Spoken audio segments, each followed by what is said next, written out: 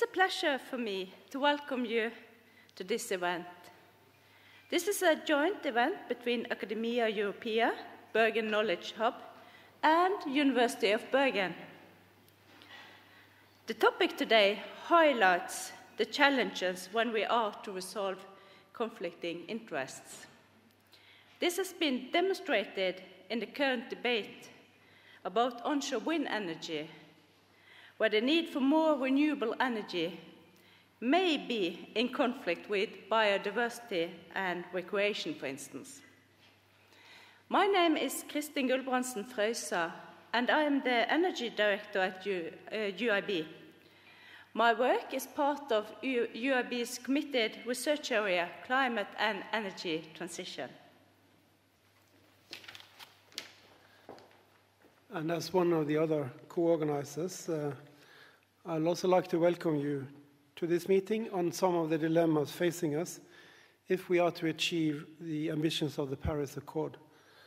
We are happy to see so many coming here to discuss issues that are heatedly debated at the moment, both in this country and in other countries. I'm Øystein Jansen, Professor of Climate Science here at the University of Bergen, and also Academic Director of the Academia Europaea Bergen Region Hub. And I'm happy to co-convene this event with the University of Bergen Cross-Campus Initiative on Climate and Energy Transition. Academia Europaea, for those who don't know exactly what it is the Pan-European Science Academy, organizing leading scientists across all fields of research. It has 5 regional hubs, one of them in Bergen, and we have here a special responsibility for the Nordic-Baltic region, for marine and maritime issues, polar research, climate and energy, the Nordic societal model, and sustainability. So it is therefore in good correspondence with these responsibilities that we align ourselves with the Sustainable Development Goal Conference that is going on today and the coming 2 days. Today we have asked key academics to have a discourse on the dilemmas we face when achieving SDG Goal 13 climate action and SDG Goal 7 affordable and clean energy, while at the same time achieving a number of other SDG goals, such as SDG 16 life on land, SDG 2 zero hunger, SDG 3 good health and well-being, and SDG 12 responsible consumption and production. So with these words, I welcome all of you, and I hope we will have a few thought-provoking and stimulating hours together here. And then I'll leave the floor to Hans Christian Rinkjøp, who is a PhD student in renewable energy here at the University of Bergen, who will lead the event and also inform about the practicalities of how we will conduct it. So Hans Christian, the floor is yours.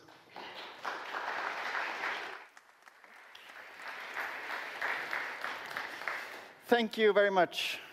Climate change might be one of the greatest challenges of our time. We need to reduce our emissions, and we need to do it quickly. A big part of this is transitioning from fossil fuel emitting greenhouse gas emitting fossil fuels to clean zero emission technologies and zero emission energy sources.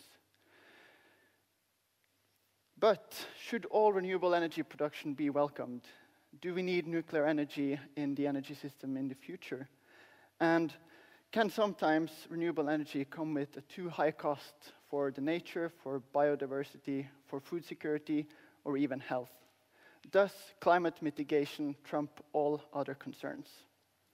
To address these questions, we have an excellent lineup of speakers here for you today. All are leading academics working on the climate change and mitigation areas with expertise in climate policies, energy systems, energy transition, sustainability, biodiversity, ecosystems, and also nuclear energy. My name is Hans Christian Rinkjøp, and I am a PhD student here at the University of Bergen. And usually I work on energy systems modeling, but today I will try to guide you through this event as your moderator. So in the first part of the event, we are going to start by these 5 speakers having a talk about their topics. Then we are going to have a 20-minute coffee break. And after the break, we are going to have a very exciting panel debate where we bring all the speakers back up on the stage.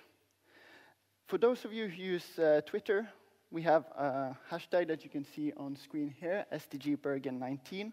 So if you want to share something from this event, please use that hashtag on Twitter. All the emergency information was given in the beginning, but emergency exits are in the back and on the side here of the aula. So without any further ado, I would like to introduce our first speaker. Dr. Ture Fyrevik is a professor in physical oceanography here at the University of Bergen and the director of the Bjørknes Center of Climate Research. Last year, he was also admitted as the climate director at the University of Bergen in an effort to strengthen the university's efforts on climate and energy transition. His research focuses on climate modeling, large-scale variability in the atmosphere and the ocean, air-sea-ice interactions, and teleconnections. And today, he will talk about the state of the climate, the Paris targets, and how we are going to move on forward. So please welcome Ture Fyrevik.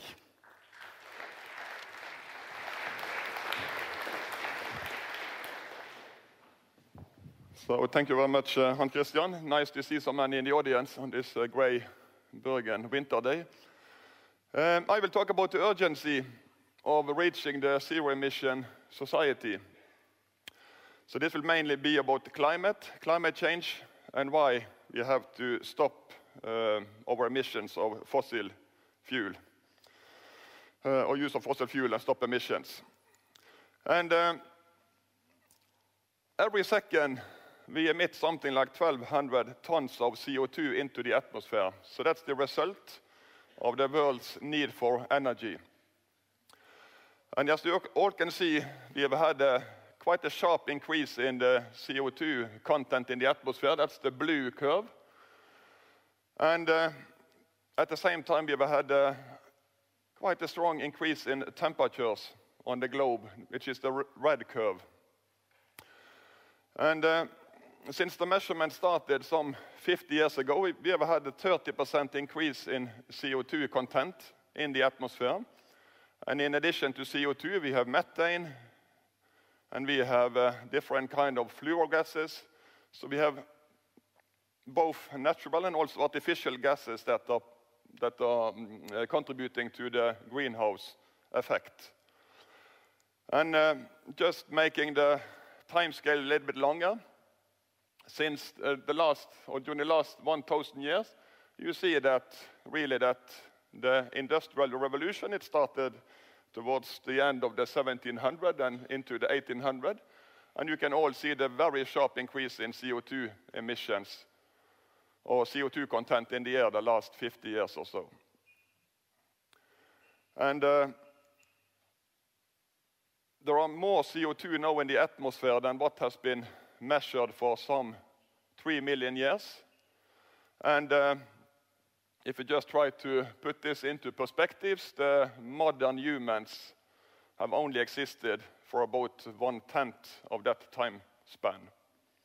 So things are changing very rapidly, and we are now going into a climate that neither human beings nor the nature has experienced for hundreds and thousands of years and millions of years. Who are actually the emitters? And I've just picked a few figures from the global carbon budget. So this first one is showing the total emissions of CO2, and then it's divided by different countries or regions. And at the bottom you see it's the US in greenish color, and then it's Europe in blue, it's Japan, it's the rest of the OECD countries. China is this orange in the middle, and then we have India, Russia, and the rest of the countries. And you can all see that in the beginning it was mainly US and Europe that actually had emissions, but especially since year 2000, China has increased their emissions a lot. And another way to look at this is not to look at the actual emissions by year, but simply look at how much emission have each country contributed to. And that's this right-hand plot. Again, it's the same color code. So orange, now at the bottom, that's how much CO2 has China put into the air. Then it's the US, and then it's Europe, India, Russia, Japan, and all other countries. And you can just see that, yeah, I'm not sure if you can read the scale, but it's started in 1880 and until 1920, 1940 or so, 1960, more or less all emissions came from either the US or from Europe. But you can also see that towards the end of this century, due to economic growth in China, in many other countries on the world, you see China is increasing the part of the total emissions, and the same with Russia, and the same with especially all other countries here. So until 1940, until the Second World War, it was mainly US and Europe that had contributed to the emissions, contributed to the greenhouse effect. But now there are much more countries involved, much more global issue. And just two more figures from the same report. This is showing, and this is a little bit interesting. It's showing first it's the CO2 emissions per GDP. So how much, what's called the carbon intensity, how much CO2 are produced compared to each country's GDP. And now the gross domestic product, GDP, is on the first axis here, and then it's the CO2 emitted per GDP. So the area is actually proportional to how much emission each country has. Okay? So you see Russia, they have a very CO2, they have very high CO2 emissions compared to the GDP. Next comes China. Then we have US, also have quite a high CO2 emissions per GDP. India is actually more efficient than US.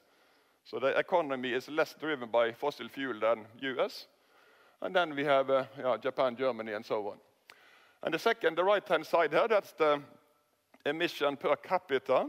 And now capita is on the first axis. So again, area is proportional to the actual emissions. And US on top, they have, again, it's a very non-efficient society if you look into the CO2 emissions per capita. Russia is the same. China is they have exactly the same emissions that Europe has. And that has been so for at least 5 years. So they have stabilized their emission exactly where Europe is per capita. And then we have other countries with lower emissions. Zooming in on Europe, this is a slide from Helge Drange. All countries, and now it's in relation, or it's compared to Norway. So Norway has 100%, and then it's each country compared to Norway. And you see Norway is on the left-hand side, so Norway is among the countries in Europe with the highest emissions. We have exactly the same emissions as Finland per capita, but most of the countries, EU in average, most of the countries, they have much less emission per capita than Norway. In Sweden, they are over here. So their emissions are more or less half of what we have per capita. So there are large variations within Europe. And this is only counting for our emissions in Norway. Air traffic is not here. And of course, also what we export is not here. And our export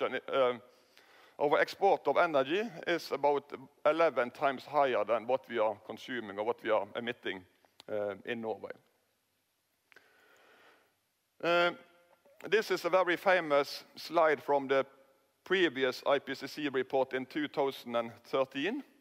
So this is showing how the temperature rise on the second axis, and it's showing how much CO2 or how much carbon that has been burnt on the first axis.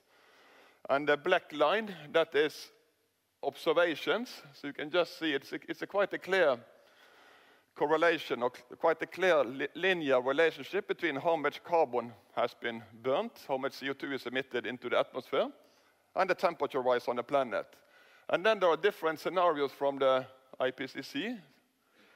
So one is, this is the most optimistic one. We have relatively low emission in this century. and then we have what's known as business as usual with very high emissions in this century. But the point here is that there is a clear linear relationship between emissions and the temperature increase. And that means it's possible to go into this figure and simply see how much can we emit and still keep the temperature rise below 2 degrees. It's very simple. The answer is about 790 gigatons or 790 billion tons of carbon can be burnt. And if you look into the observations where we are today, we get what is known as the carbon budget. We get how much carbon is left to be used or burnt before we are crossing this 2-degree threshold. And the answer, this is updated from the same report. I've just updated the numbers until 2018. And we have burned something like 580 billion tons of carbon, and we have only left about 200. And of course, that tells us something about how much we have used, but also how much we can still use. And for instance, if you compare it with the known resources of oil, gas, and coal, we can only burn about 1/4 of this, or perhaps even less, before we cross this threshold. Paris Agreement not only talked about 2 degrees, they talked about 1.5 degree warming.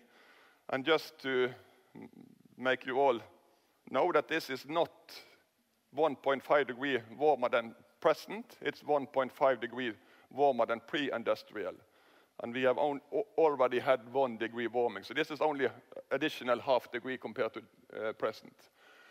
But the Paris Agreement led to this 1.5 degree report that came out in October last year. And this is one of the key figures showing the temperature rise until present. We have had 1 degree warming. If we just continue with the same temperature rise, we will cross 1.5 degree in about 20 years, and we will cross 2 degrees in about 40 years. So 2035, 2040, and 2050 perhaps. So that means that in order to keep the warming below 1.5 degrees, we have to cut emissions extremely fast. And again, that relates to this carbon budget. We have not much carbon left to burn before we are crossing 2 degrees or 1.5 degrees.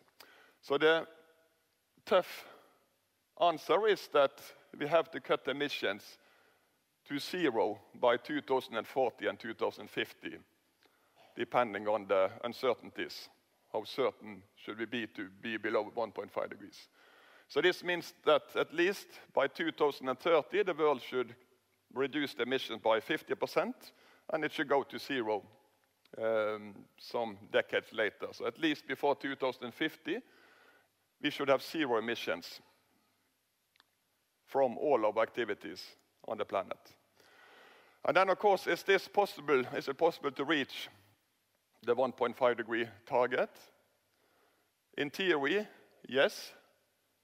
But of course, one may ask, is it politically possible?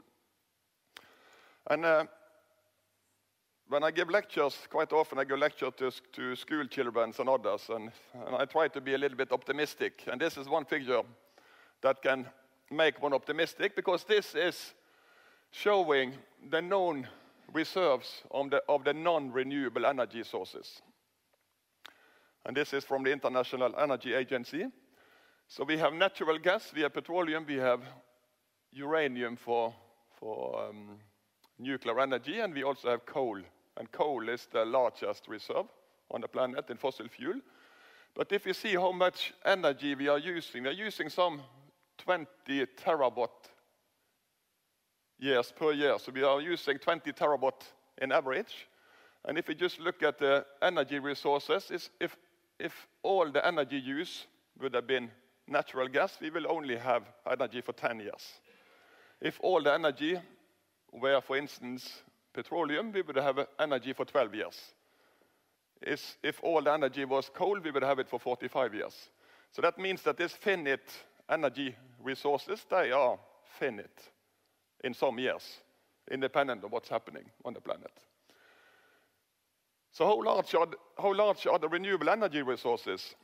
So this is on the same scale, and the sun, this looks like the sun, and it is the sun.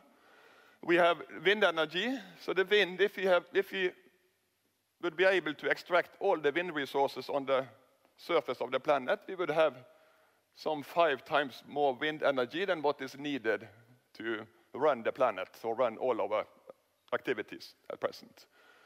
If we use the sun, we will have some 1,000 times more energy than what is needed to run the planet. So the resources in the form of renewable energy are much, much, much larger per year than what we can get from the fossil fuel. And the fossil fuel resources, they are finite. These are not finite, of course.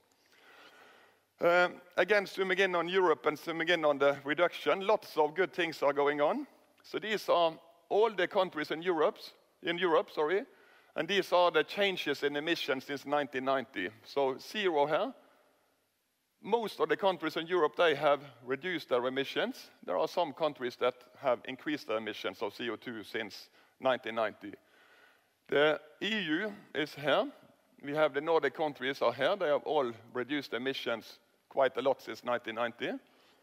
Then we have all the other, or most other countries in Europe, they have reduced emissions. Where is Norway? It's still not here. Then we have some countries that have increased emissions. You still don't see Norway. The world has increased emission by 61%. Sorry, it's this one.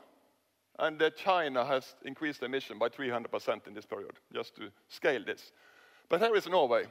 So Norway is one of the very few countries in Europe that has increased their emissions since 1990. And even if we subtract or take away our offshore activity, we still have increased emissions. And why is this? This is from the Statistical Central Bureau of Norway. We have 3 sectors that have increased emissions. It's the oil and gas sector. They have increased emissions almost, or more than 80%. We have the land transport, mainly cars or trucks. And then we have ship transport and air transport within Norway. So we have some sectors that have increased emissions, and that's the reason for us not having cut the emissions so far. And then, of course, one argument that one gets all the time is this. We are a small contributor to the overall. When you look at the rest of the world, it really has to be a global solution. So who has said this? It could have been Norway, but this is the US. So this was just after the 2007 IPCC report. And in 2007, US was by far the largest emitter of CO2 in the world. But of course, this argument can be used for all regions, for all countries, for all cities. We are all small. But the only way to reduce emissions globally is that all countries, all cities, everyone have to contribute. And of course, Norway, we are meeting this paradox all the time. So these are from 2 of the leading US newspapers some years back. So Norway is a climate leader, but we are also a leader pushing for oil and gas in the north, making money on the oil. And this is still the case, actually. So this, just by chance, there were 2 reports coming, or 2 news in on the 15th of January 2019, so just 1 or 2 weeks back. 2 weeks back. So there was a report from the World Economic Forum that they have a report every year called the Global Risk Report. And this year, the 3 highest or most likely risks were all related to the environment, to climate change. And they said that of all risks, it's in relation to the environment that the world is most clearly sleepwalking into catastrophe. So it's quite a strong wording from economists. And at exactly the same day, our oil and energy minister, he said, I'm happy to announce a record number of 83 new licenses for oil and gas operations in Norwegian waters. It's a record. So that was the same day. And again, it's showing this different dilemma, the dilemma we have in Norway. We have much of our society, our industry is depending on oil and gas. and we are still want to be, of course, climate actions. But I think that I have a feeling that things are also changes in Norway now. Oh, sorry, I skipped. We had a panel discussion up in Tromsø at the Arctic Frontiers 3 weeks ago with our Minister for Climate and Environment, but also Espen Barth Eide, so he is the energy spokesman in the Labour Party, the main opposition party. And he said that we have to see climate and oil sectors or activities together. We cannot do this separate anymore. And he also tried to have a, this is a Norwegian, he also tried to have a debate in the Labour Party about the tax regime for oil and gas activities, and that was stopped 15 minutes later by the party leader, Gahr Støre. But still, this is coming more and more.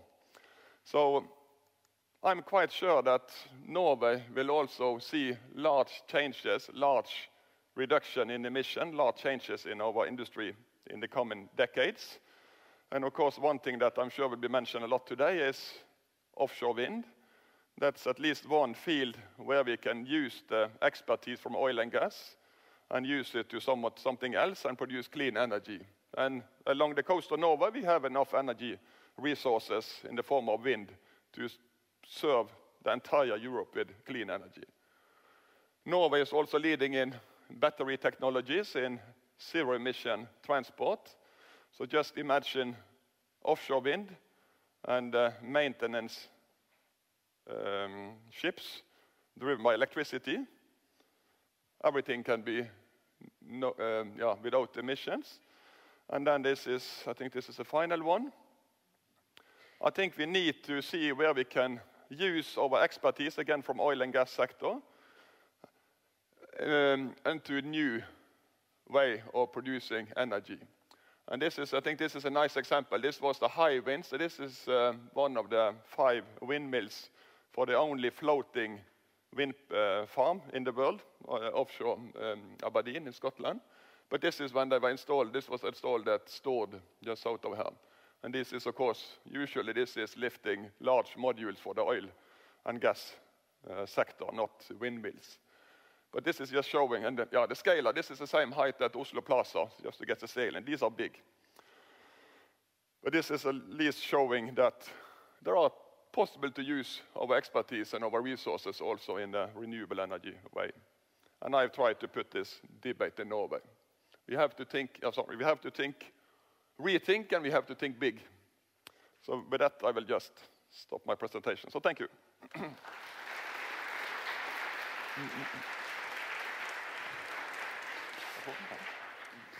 Thank you very much, Tore. It was a very interesting talk. Some of you are posting Twitter messages and tweeting about this event. That's very good. But remember our hashtag SDG Bergen19. So I repeat, SDG Bergen19, and you can also see it on the screen. Our next speaker is Dr. Miranda Schwarz. She is a professor of environment and climate policy in the School of Governance at the Technical University of Munich. Her research focuses on the governance of climate change, low-carbon energy transitions, and sustainable development from comparative and international perspectives. And she has served, and she still serves, in a lot of international and multiple governmental bodies as an advisor on energy, climate, and sustainability issues. So please welcome Dr. Miranda Schwarz. Thank you.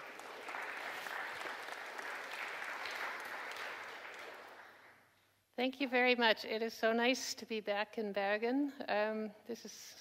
You're in one of the most beautiful cities in the world, so you all have to be happy today.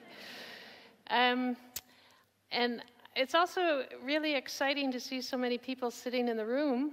I wanted to come last night, but I didn't because we had a guest speaker from the United States talking about sufficiency and the need for us to think differently about consumption and to think much more about what is it that makes us happy, and can't we think differently about how we live our lives. And there was a room filled like this, so this gives me hope because more and more people are really starting to pay attention. I want to talk to you about a little bit going on from what Tore just introduced us to. What's happening right now in the European Union in relationship to climate change? Are we moving in the right direction? What is left to be done? How big is the challenge? So I'll give you quite a lot of statistics, and I'll talk to you a little bit about them.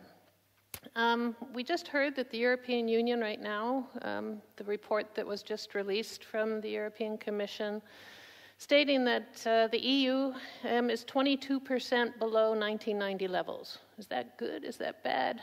Small cheer.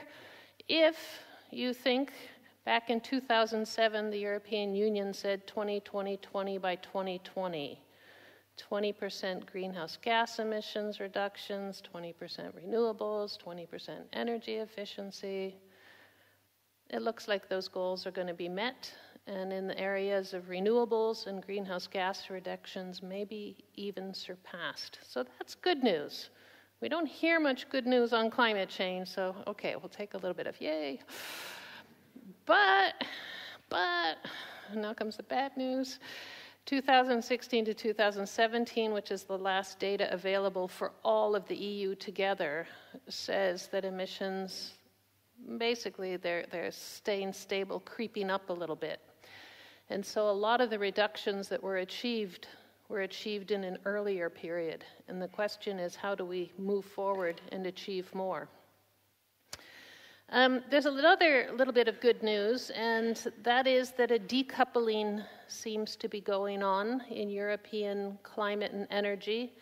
Greenhouse gas emissions have been reduced, as we just noticed, at the same time that the economy is growing. So the economy grew by 58% at the same time that the emissions dropped by the 22% we were just talking about here. So that suggests that we're seeing our structural shift beginning. That structural shift is what we need to do a lot more of in the coming period of time. What we heard in this presentation by Tore about the challenge, it is a big challenge. The rich countries basically need to reduce their greenhouse gas emissions by 80 to 95% by 2050 if we're going to make it. That's a deep, deep change. At the same time that, of course, those other countries you were showing us, China and India, and especially, we talk about China and India all the time, the ones that are really going to be emerging in the coming years are the Indias, the Pakistans, the Bangladeshs, a lot of the Southeast Asian countries that we haven't spent that much time paying attention to are becoming increasingly big emitters. So at the same time that you've got population growth in parts of the world and growing demand for energy, we need to recognize what a deep, deep cut we're going to have to do while convincing the developing countries to emit less as well. Well, there's some more good news. The EU has set targets for what should be done for 2030. 2020 is already tomorrow, basically, and now the next area that's being looked at is 2030. And just 3 years ago, they were saying 40, 27, 27 by 2030. 40% greenhouse gas emission reductions, 27% renewables, not in the electricity sector totally, so in all sectors, across all sectors, and 27% energy efficiency improvements. The good news, something you hardly ever see in politics, they actually just increased the targets. And they said, we've got to do more, because this IPCC report that says 2 degrees by 2050, but actually we need to do 1.5 degrees by 2050, because if we don't, a lot of those small island states disappear, and Bangladesh is 1/3 underwater, and then you have a lot more climate migrants, et cetera, et cetera. So there's some good news. Europe is at least starting to wake up to how really serious this challenge is, and to make some more progress. Now comes the challenge. Just for this part of the 2030 targets, the existing policies and measures that exist in the individual 28 member states don't add up to these targets. Right now, if you add them up and look at the trajectory, maybe they'll get us to about a 30% cut in greenhouse gas emissions. So that means that more effort is needed. We need to think harder, we need to think faster about what kinds of changes are to be done. And here you see a little bit of where these goals are coming in. In 2017, that's where the emissions were, with a target of 2020 at minus 20%. The 2030 target is here, but this is actually the way we're walking. So more needs to be done. And we can also see that we need to do more work in different areas. Where emissions have decreased, and that's a good sign across the EU, they're not decreasing in some sectors. The transport sector is a disaster when it comes to greenhouse gas emissions. The transport sector is between 30 and 40% of greenhouse gas emissions in each country. It's a very big part of the problem, and it's becoming an increasingly big part of the problem. Why? There's more cars on the road, there's more lorries on the road, there's more ships in the oceans, and there's a lot more airplanes flying around Europe these days. And so we've seen a growth in transport emissions of 7% in the last 4 years. We've seen aviation emissions grow by 4.5%. And of course, there's a lot of reason we all like to fly and to move around, but it is becoming an increasingly big share of our greenhouse gas emissions. And it's expensive. Trying to change the structure of the European economy, it's 1/5 of the EU budget right now. So we're talking about a project that is not only big in the dimensions of what needs to happen, but it's a financially big challenge as well. What are we seeing that is increasingly good news? Well, in addition to the fact that we managed to get somewhat more stringent targets, a recent decision was made in Europe that each member state needs to develop its own climate and energy plan, a national climate and energy plan. These things aren't new. We've had climate plans at city levels. We've had climate plans in some developing countries like Costa Rica. Climate plans exist, but the big countries, the big emitters, have tended not to introduce them until now.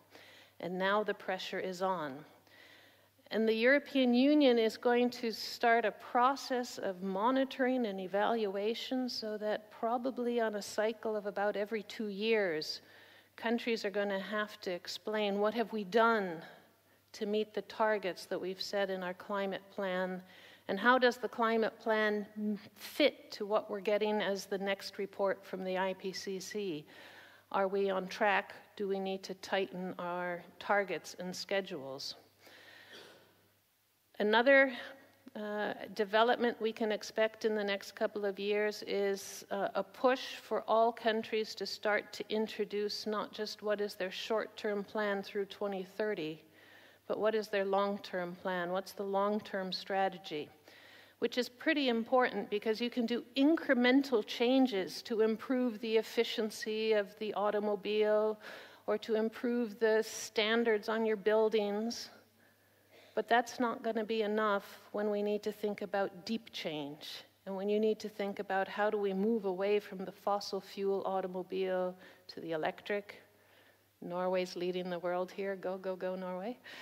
How do we do it? How do we make all buildings, all new buildings, passive energy buildings or energy plus buildings, plus revitalize all of the historical buildings? Because they're using much too much energy. we need to start thinking about what the long-term strategies are. Germany is where I live. You don't hear much of a German accent here, and that's because I grew up in New York. But I've been in Germany a long time, and I do a lot of advising for the German government, and I thought it might be interesting for you to know a little bit about how Germany is tackling this problem. This year, well, 2018, was a terrific year for renewable energy in Germany. In 1990, Germany had 3% renewables. In 2018, Germany had 38% renewables. So the development of wind and solar has been very, very strong and steady. Most of that growth has been in the last 10 years. So now about 14% of electricity is coming from wind, and solar is contributing 8 to 9% of electricity. So it's a big, big transition. That's where Germany likes to be proud and say, look what we're doing, we're leading the global transition, the energy transition, until the criticism comes over here and said, have you ever realized or thought about the fact that Germany is the largest emitter of CO2 from brown coal in the world? More than China, more than India, not of coal, but of lignite, the dirtiest kind of coal. So Germany's image as a pioneer in the green transition has been kind of scarred by this reality that still 43% of its electricity is coming from dirty brown, well, a mixture of brown coal and coal. What do you do about that? It's the same challenge you have in Norway with your oil and gas sector. You are incredibly dependent on oil and gas for your economy. Germany's incredibly dependent on it for its energy, the coal for its energy. There has just been a commission that's been working the last 8 months. They just released a report. It's a 28-member team that worked on the report. The members came from the trade unions, representatives of the coal industry, environmental groups, academics, and they spent a lot of time locked into rooms behind closed doors to debate about how can Germany get rid of the coal. And they have developed a plan for a phase-out of the coal by 2038. The environmentalists say it's still not enough. It's not enough for the 1.5 degree target. But the industry says it's too much too fast, but they've agreed to it. So you may know that Germany is at the same time phasing out its nuclear energy. Germany had 23% of its electricity from nuclear until 2010. Then the Fukushima nuclear accident happened, and Germany decided it was going to phase out its nuclear power plants. I think there's only 7 or 8 still online now, and the last one goes down in 2022. So on top of that, this energy transition away from coal is to happen. 45 gigawatts of coal are to be replaced, and the phase-out is starting actually quite soon. The phase-out will begin with 12.5 gigawatts that are to be decommissioned by 2022, the same year that the last nuclear power plants go out, which means you're debating, should we be doing wind, should we be doing solar? That's not a debate in Germany. The question is, how can you build out bigger and faster, on land and offshore, both? Of course, with discussions about what does that mean for biodiversity, but with a very strong concern in Germany that if this transition doesn't happen, the impact on biodiversity will be even bigger as a result of climate change, temperature change, etc. What's interesting also for you maybe to think about in the Norwegian context is what this commission has proposed in terms of what happens to those regions that are heavily dependent on the coal industry. That's the North Rhine-Westphalian Land, North Rhine-Westphalen. 8 million people. It's the biggest part of the German economy. Losing that coal for them means losing a lot of jobs.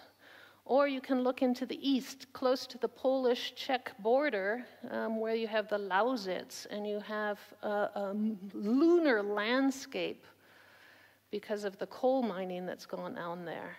But that's the only industry that region has. So one of the innovative parts about this commission's work was to say, we can't just say we need to transition away from coal. We need to say, what are we going to transition to? What kind of future are these regions going to have? And so the agreement is going to pour a lot of money into these new areas. And that money is going to be partly targeted to infrastructure development, new rail lines into the regions, but also investment in new high-tech research areas, digitalization, artificial intelligence, etc. With the idea that if we don't make that kind of investment into those regions, then you're likely to get a lot more of what we're seeing in Europe, which is one of the other really big threats to climate research and climate change action, which is the rise of the populist parties. I don't know if you've ever heard of Clegxit. You know Brexit, right? A lot of the Brexit supporters are Clegxit, climate exit, exit from the Paris Agreement. The AfD, the Alternative for Germany, Alternative for Deutschland, which has emerged in Germany, is a party that initially was not all that interested in climate change, but has increasingly followed the path of the Tea Party Republicans in the United States, the Trump era, with anti-climate, climate skeptic kinds of positions. And the big concern is that if you deindustrialize from two regions that are very dependent on this kind of energy source, then you are likely to raise the frustration of the regions. And the concern is that that could shift towards more populist kinds of politics. So that's one reason for the strong agreement that if this transition is to happen and to happen smoothly, then it needs to be done with a lot of economic support and transition. So in Germany, we will also see the development of a climate protection law. I smile when I see this because I was in an advisory body to the German government, and back in 2010, we were saying to the German government, it's time to prepare a climate law. It's taken a little while. It's taken a decade. Sometime, I'll be honest, I've had more luck when I make advice in China. They transition faster. But at least it's coming. And I think this is very important. Germany is about 20% of the EU's emissions. And if Germany makes this transition, the assumption is that it will have quite a lot of impact on a lot of other countries. We're already seeing a lot of transitions happening in neighboring Poland, which is even more dependent on coal than Germany is. But there too, a growing interest in renewable energy and a change in thinking among younger people. So if it's possible to show the transition can happen, then the hope is it will happen. Now, I was asked to say just a few words about what's going on with nuclear energy, and I've already mentioned what's going on in the German context. Germany will have shut down the last nuclear power plant in 2022. On nuclear energy, there is a real division in Europe. Austria never went into nuclear, although they built a nuclear power plant. They never turned it on. Before Chernobyl, they decided not to do it. Denmark isn't doing nuclear. Sweden had a referendum to go out of nuclear, but then changed track and is continuing the use of its existing nuclear power plants. Italy had a referendum not to do nuclear. Belgium has planned to phase out nuclear, although I don't see that happening in the short term because they don't really have enough other energy sources right now. The places that have the most nuclear going on now are France, which has about 75% of its electricity from nuclear, but with plans to reduce it to about 50%. And the reason for the decline is because at the time of the Fukushima nuclear accident, they discovered that they are strategically very vulnerable by being that dependent on a particular source of electricity. Because if you have a problem with the technology of a plant and one plant needs to go down, then all other plants with the same technology need to go down for safety checks. So they are working on diversifying their electricity to secure it. The other country that is pursuing more nuclear right now is England, where there's a big investment going into the Hinkley power plant. But it's maybe a big challenge for them as well because it's not an economic investment right now. So I don't know what nuclear debates go on in Norway, but I can say that economically it's a pretty big decision to make a switch into nuclear. And the other caution I would have you think about, in the German context, we're trying to figure out what do we do with 50 years worth of nuclear waste. And all of that nuclear waste is currently in temporary storage next to the nuclear power plants. And to be honest, nobody wants it in their backyard. And so I'm sitting on a commission right now. We're trying to find a way to develop a process that will bring the public along and find a decision-making process that's agreed upon enough that people eventually will say, okay, we'll accept this in my backyard. But that's a process that has even a longer time horizon than the plans for the climate transition. The plan to determine where the nuclear power waste should go is set for 2031. And the waste facility is supposed to be built by 2050, which shows that from the German context, the climate transition is actually seen as easier than dealing with the nuclear problem. That's Germany. France is a different story. France is working on a nuclear waste facility in Bure, and they're quite far along with, it's an experimental facility right now, but there's a good chance that that will become the long-term storage facility.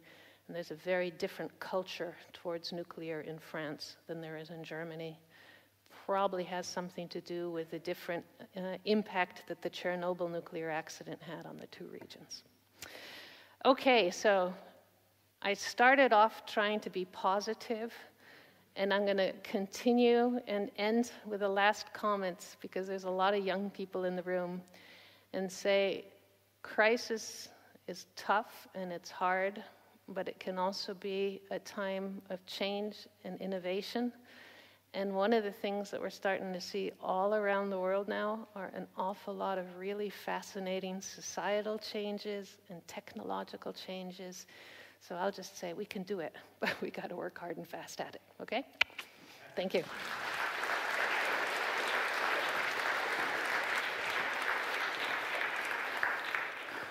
Thank you very much, Miranda. So we can do it. That's the take-home message from that speech. And it will be very interesting to see how Germany is going to replace all that coal and nuclear capacity in the coming years. Our next speaker is Professor Matthias Kaiser. He is the director of the Center for the Study of the Sciences and Humanities at the University of Bergen. And his main work and areas of expertise are in the fields of philosophy of science, ethics of science, food ethics, and technology assessment. And now we're going to hear about controversies in energy policies and the need for scientific backing. So please welcome Dr. Matthias Kaiser.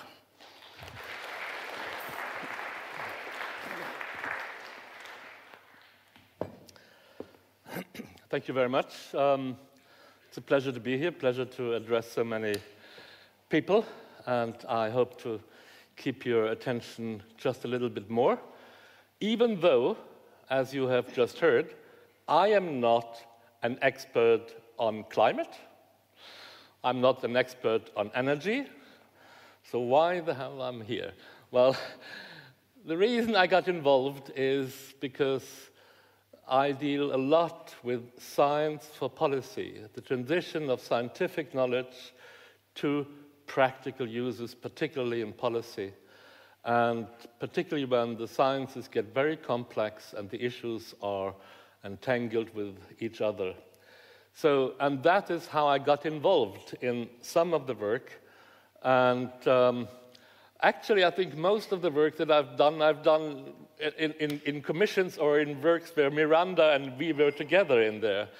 And you can expect there will be some overlap with what Miranda was saying, because I'm going to talk about the Energiewende, as it is called in German, the energy transition, or maybe the energy turnaround, which would be a better translation. And you have already heard some of that, and I'm sure some of you are, familiar with that, because this whole transition made a lot of headlines in, all over Europe at least, if not in the world, right? So here's a country that decides, hey, we're doing something really big and different. And this is about basically the sources of our electricity, right? The long-term goals, as we know, the emission goals, are much more ambitious, because then you have to address issues like transport and all other things, right? I'm now just talking about electricity, the production of electricity in Germany, and it is impressive. And you showed some pictures from the offshore wind farms, right? You travel now in Germany and you see many, many places like that. And particularly in the north, not only in the north, but all over.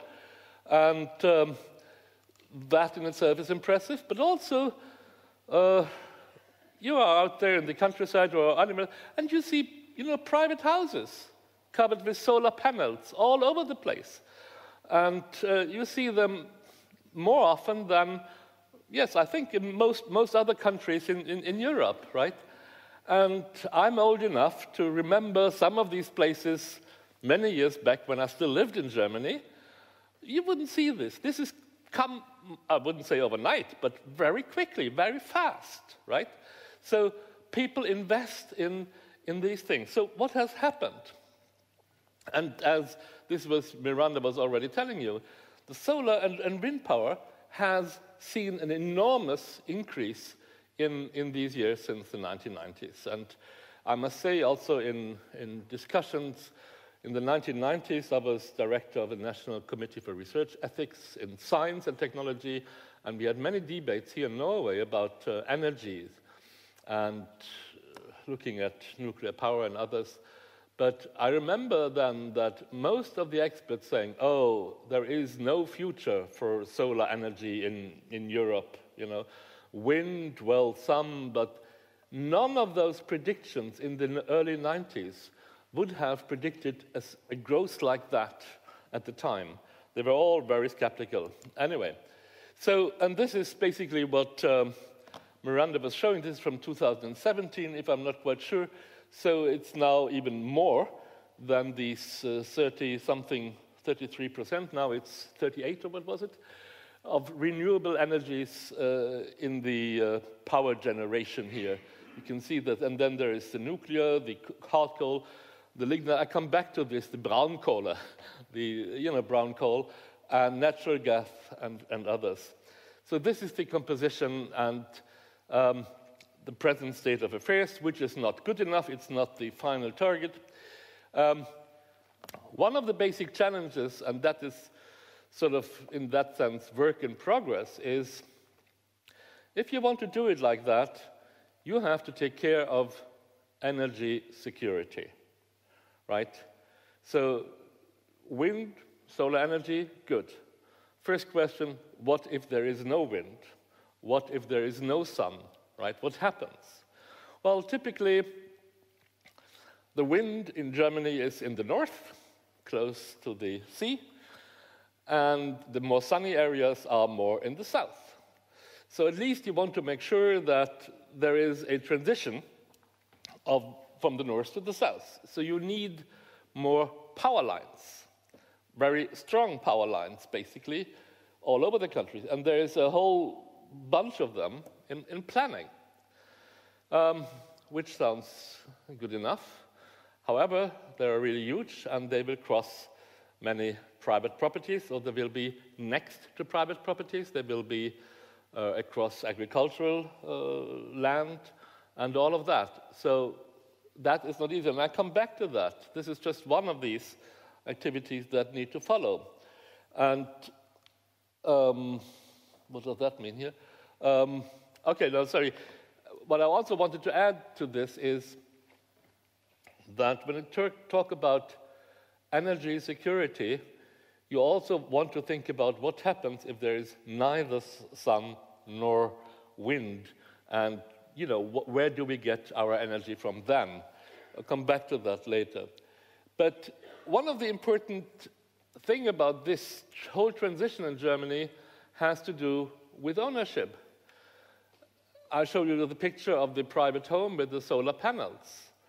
So with the Energy Act in Germany, people were entitled to produce their own energy and to feed it into the grid, into the net, right? So that would give you an incentive, actually, if you have more energy produced at your home, then you can actually feed it into common property and you will save money. And actually you can also invest in, for example, wind power. And that became very popular. So the private ownership of households and farmers in renewable energy is substantial, even though in recent years it has gone back. It was, I think, close to 50, and it's now 40-something, 42 or so. So the ownership issues also play an important role. Who is producing that and who owns that?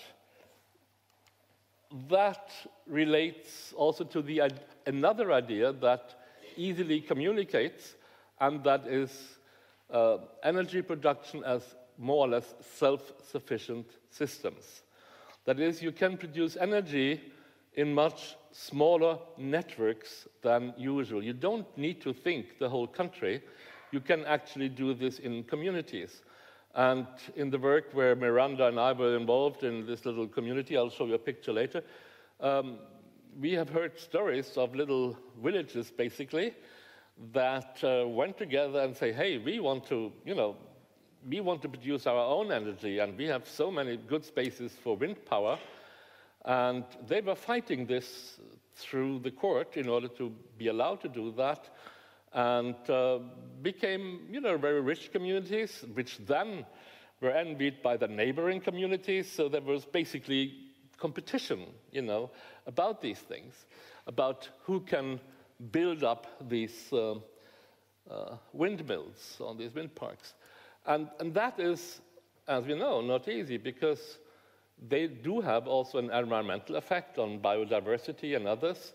So you don't want to have them all over the place. So where to put that and how to do this is a matter of quite some debate. I come back to that. Anyway, the idea is, in principle, you can have rather self-sufficient systems, but at least until certain times where crisis may occur because of either very low production through the renewables or because of high needs in energy uses, the peaks.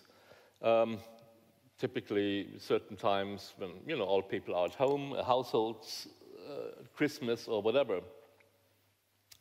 So what was that? Oh, these are the targets. As this is basically what Miranda has been saying, they are ambitious, that greenhouse gas emissions are supposed to go down by 80 to 95% by 2050 compared to 1990. What is interesting here is the renewable energy share of gross electricity consumption. That is more than 80% by 2050. Now, these are ambitious goals, right? So can you do all of these things? And can you actually change your landscape with windmills, with solar power? All of this coming in addition to all the power lines that you have already and whatever. There is something about local accept, and this is what I want to focus on here in my talk, basically.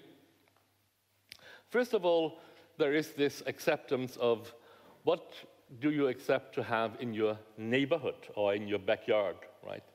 So the acceptance of solar farms is, of course, relatively high compared to nuclear power plants. I think this may not be surprising to many of us, but the fear factor of nuclear power plants is much larger than, of course, renewable energy.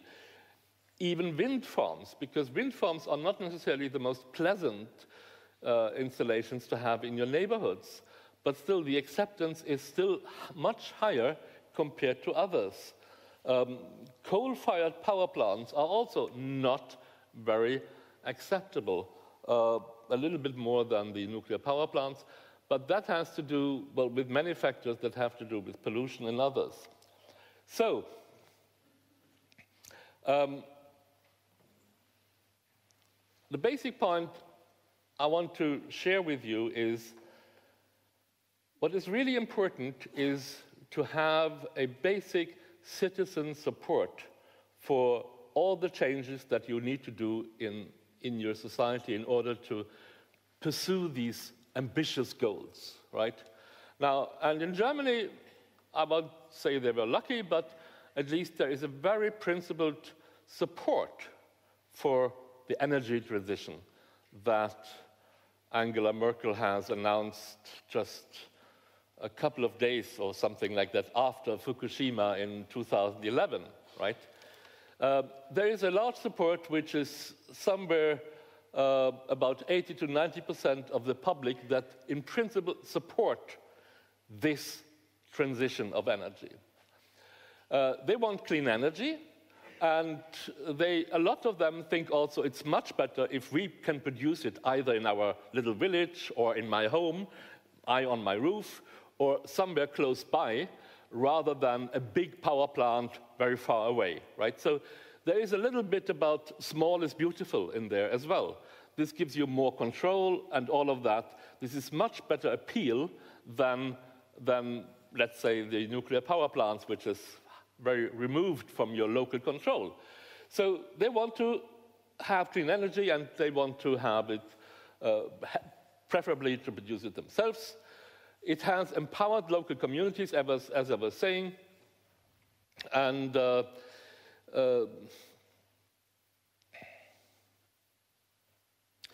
yes, and one of the things that it also turned out, which was not maybe foreseeable, is now that in Germany, this renewable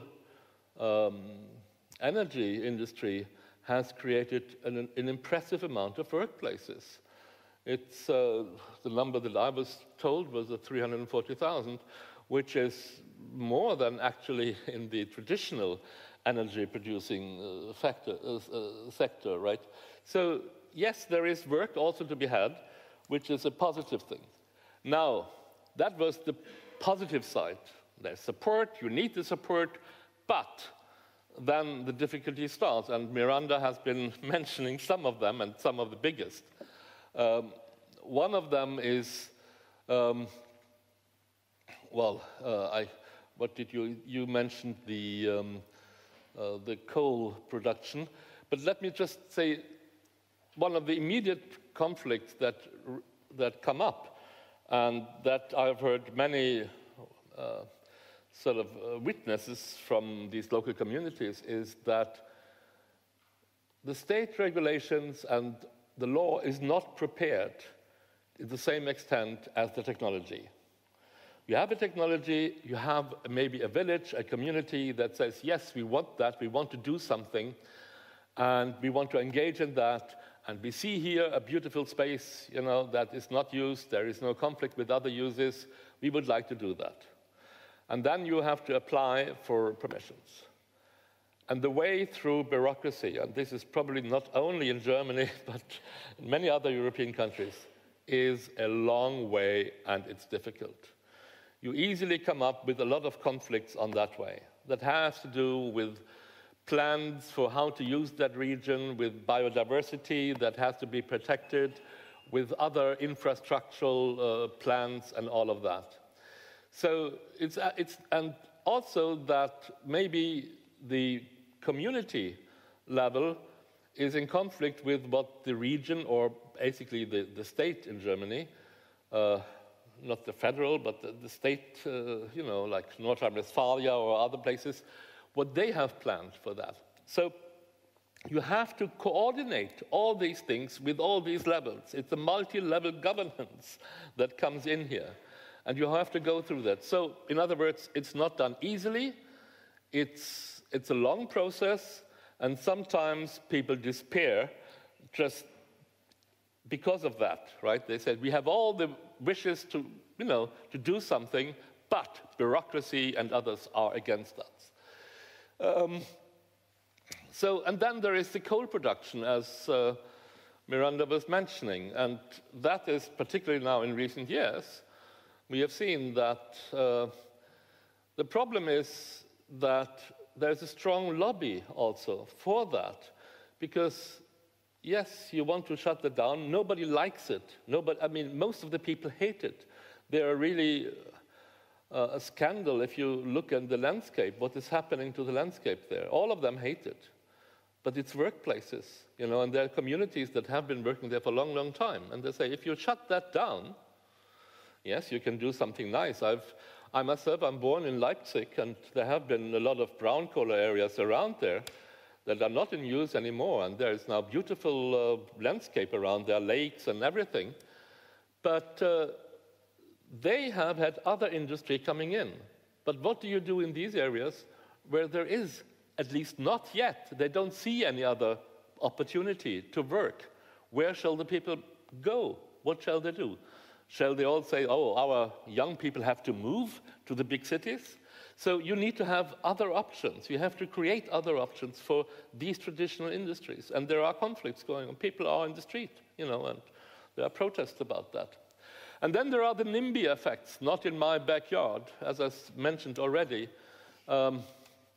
Yes, we want to change energy, but these power lines, no, not here. Go somewhere else, right?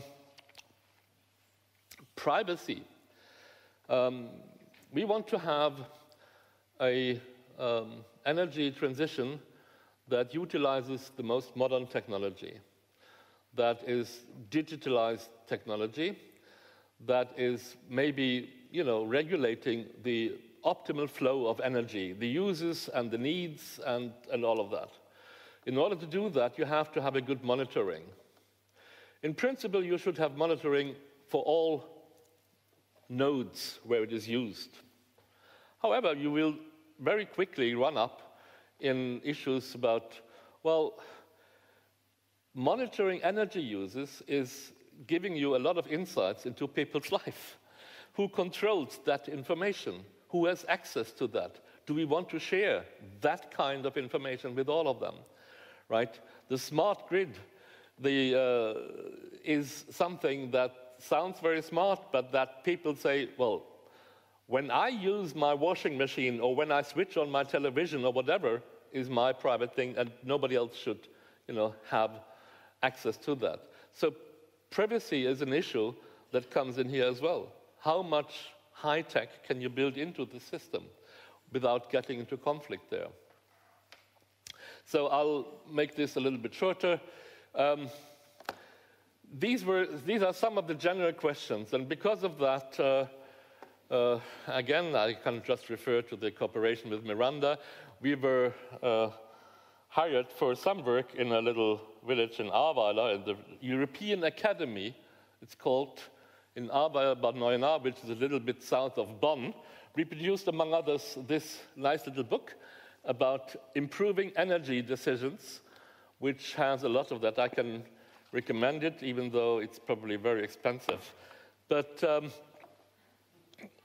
this was work where we looked at the complexity of the science that comes into this whole process.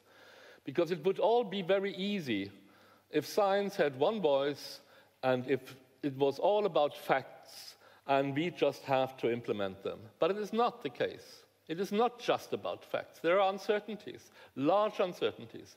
And many of the sciences are infected by very basic values. I mean, if we make statements here about the need of an energy transition, this is certainly not value-free. This is guided by our values, right? We think we share them with you and we want to be open about it. But it's not a value-free sort of science. And so different perspectives on these technologies, on these social changes, give also very different voices in Germany and in other countries on the sciences for an energy transition. So this was done here in Ahrweiler, a beautiful, nice little city. They produce some red wine there, which is very good, by the way. And it invested a lot of now, there's still ongoing, it will be finished this year. There is a project where they took the community and say, hey, how can this community realize the Energiewende, the transition to a more renewable energy? And how can we get all these actors involved? And they used, the banks that are there, the industry, the mayor and public administration, citizens, NGOs and experts, and all together. And it's a large activity in order to devise a plan how such a community can move towards a renewable energy consumption, a whole community. And it's meant to be a sort of like a pilot study in Germany. I was following this and as an observer, and I found this very interesting and also very challenging.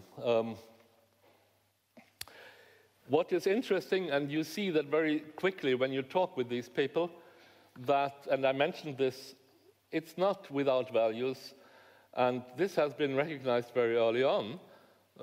Klaus Töpfel said that this whole energy transition is basically a matter of ethics, right? Energy transition is, first of all, an ethical problem. Now, this, I don't know how that sounds to you, but I think sometimes we need to just stress this, particularly when we have a scientific community that thinks that we are just talking about facts. No, we are talking about facts and values together, and we need to discuss these values, particularly if you want to have the people with us. Here is a commission where you have been part of, right? There you are somewhere. This is Merkel, who called for advice on these issues very early on. And there's our friend Otwin Renn and others. Anyway, but these things were recognized that the ethics play a role. In the book, we have attempted some just guidance on how to do practical ethics on that here with the ethical matrix. I don't want to spend too much time on that. But the point is, you need to explore all these different arguments, also when it comes to the soft facts or the softer elements like the ethics here. That goes together with now the studies, as I said, the sciences that goes into that. There is it's a jungle of reports, it's a jungle of studies, all of that. How do we deal with all of this? And as I said, many of them don't deal with values explicitly, but they behave as if, it's purely facts in a very complex environment.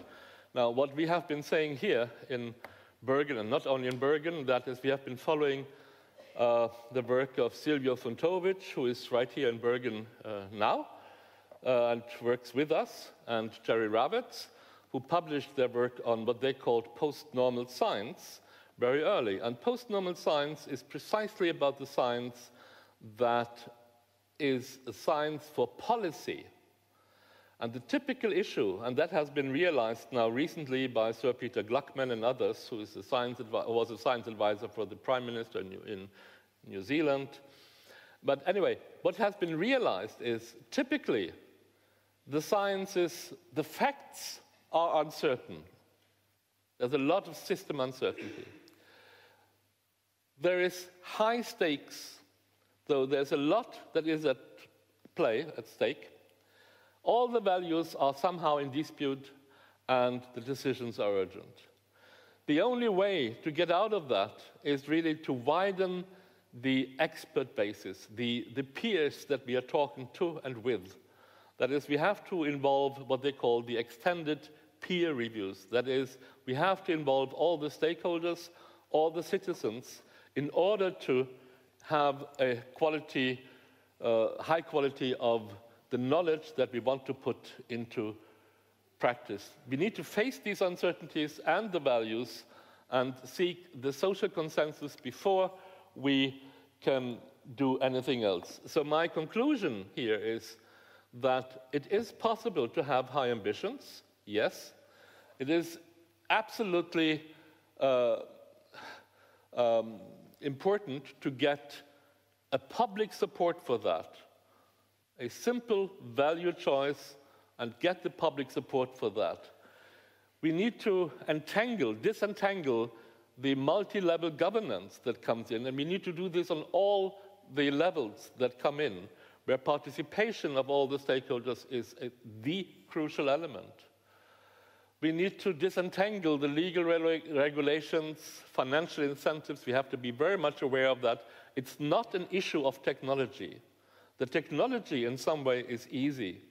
It's the other stuff all around it, the stuff that concerns the people that we have to work with. And the ethics and the value, in particular in pluralistic societies, provide the resonance of all the measures that we come up with in this respect. And with that, I thank you for your attention. Thank you.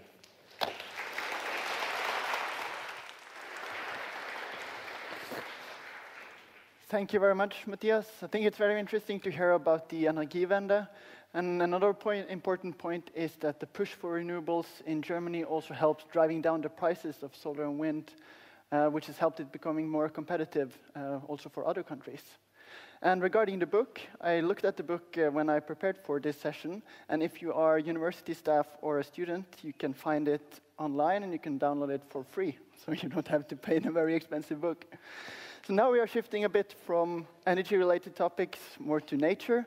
Our next speaker is Dr. Vigdis Vanvik. She is a professor at the Department of Biological Sciences and also the Center Director of BioSeed.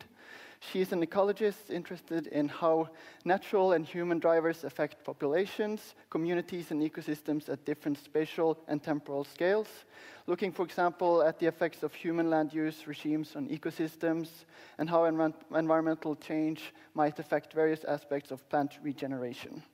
And today she's going to talk about dilemmas in weighing biodiversity perspectives and if we should sacrifice the nature in order to save the climate. So please welcome Dr. Vigdis Vanvik.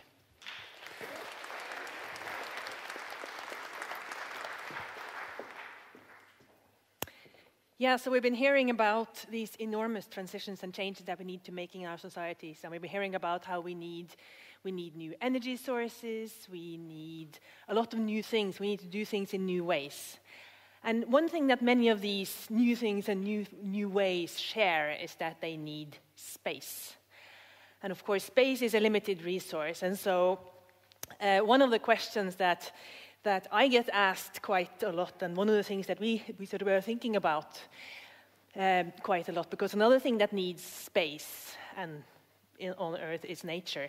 So is all this biodiversity here represented by some beetles a luxury that we can no longer afford? Should we sacrifice nature, or at least change nature, in order to save the climate? So I'm going to answer this question right away so that we have it out of the way, and then I'm going to unpack this answer a little bit for you. So the answer is as follows: no. Unpack level 1 is, first of all, it's not going to work. And second of all, it's also going to kill us, so sort of it doesn't really do us any good to sacrifice nature in the long run. And so then let's get to some of the unpacking. So we are here to talk about the Sustainable Development Goals, and of course, the world that I move around in is a lot down here, climate, but also, of course, life and life. And the question is, sort of, are there win-win opportunities between these sustainability goals, or is there largely priorities, hard priorities, hard choices that we have to make? When it comes to biodiversity and more generally ecosystems, there are a few other sustainable development goals that also link very closely to those. So we are going to get a little bit into this as well. We've been talking about the 1.5 degree report earlier and how we need to make these shifts very quick. If we want to be able to achieve that goal.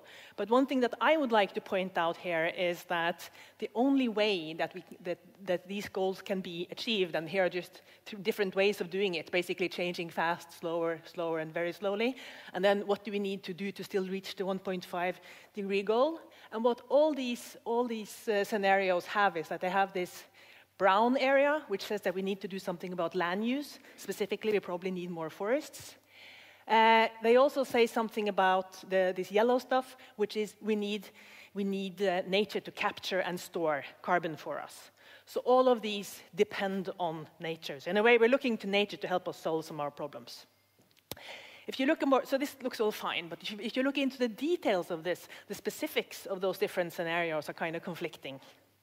So some of these scenarios, or some of these possibilities say, well, we should have had 4 million square kilometers less agriculture, or maybe we should have 2.5 million kilometers more. So it's sort of more or less. We should have maybe a little bit or maybe a lot less pasture land. We should have maybe no change or maybe a lot of increase in agricultural land for energy crops. Obviously, those scenarios over there require a lot of energy crops. We should also have either 2 million square kilometers less or 9.5 million square kilometers more forest. So first of all, this is it's all in all directions. And second, it's extremely large numbers. I was trying to find a way to illustrate these numbers. But 1 million square kilometers, that's a large area. And so all of this is a bit confusing. What are we to do? Why can't we have some clear advice telling us in which direction to go? And so one of the things they say in the 1.5 degree report is that, it's sort of a sobering fact, there are some profound challenges here, which we can agree to. And so looking a little bit into these challenges, so why is it so hard to say what to do about nature in order to save climate? And part of it, and I'm just going to focus on carbon here, realizing that we talk about carbon quite a lot, and we always, when we talk about carbon, we say, but there is a lot of other things we also need to consider because the climate system is more than carbon. But if we look at the total carbon stocks in the world, soil and vegetation, and also, of course, what's stored in permafrost, so what's stored in ecosystems, those blobs are kind of large. So it's not surprising that we look to those blobs and think about how can we maybe make them larger and how can we make them more efficient in order to help us. But one thing we need to think about when we talk about biodiversity, and it's sort of in the name, the diversity part of the name, is that there is a lot of variation in how nature looks and also in how nature behaves around the world. So this graphic is from the US Department of Agriculture, but what it shows is how much the gigatons of organic carbon, so that big big green blob on the previous page, how much of it do you find above ground or below ground in different ecosystems across the world? Tropical forests, we talk a lot about those. And what we see here is that there's a lot of biomass above ground in tropical forests. But look over here, these are our forests. So there's very little biomass above ground and a lot in the soil. These systems operate in different ways, they look in different ways. And there is more. Because there's also the time scales on which they operate. In tropical forests, the carbon turnover time, so how long it takes for a molecule of carbon dioxide to be, or from carbon to be fixed into biomass, or the average time it takes for it to be fixed until it's released again is around 14 years. In the tundra, it's 65 years, and actually these numbers hide a lot, because if you look at the different nature types within these different biomes, again, you have 3 orders of magnitude, so 4 years in the most productive systems, 400 years in the less productive systems. So it means that if you bind some carbon over here, you need to think about the turnover. You need to think about your spending and your earnings in terms of carbon. If you're over here with us, it's a lot more about savings. So the systems vary in the way that they capture a carbon and in the way that they deal with the carbon in their carbon economics, if you want.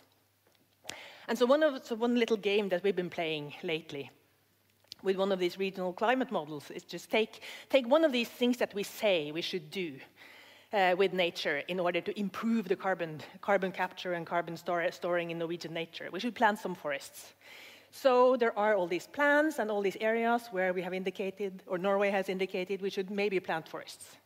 So the nice thing about the climate model is that we can, so this is the regionalized climate model, and the nice thing about it is that we can actually run it and see what happens over time, so we don't have to go out there and sit and wait.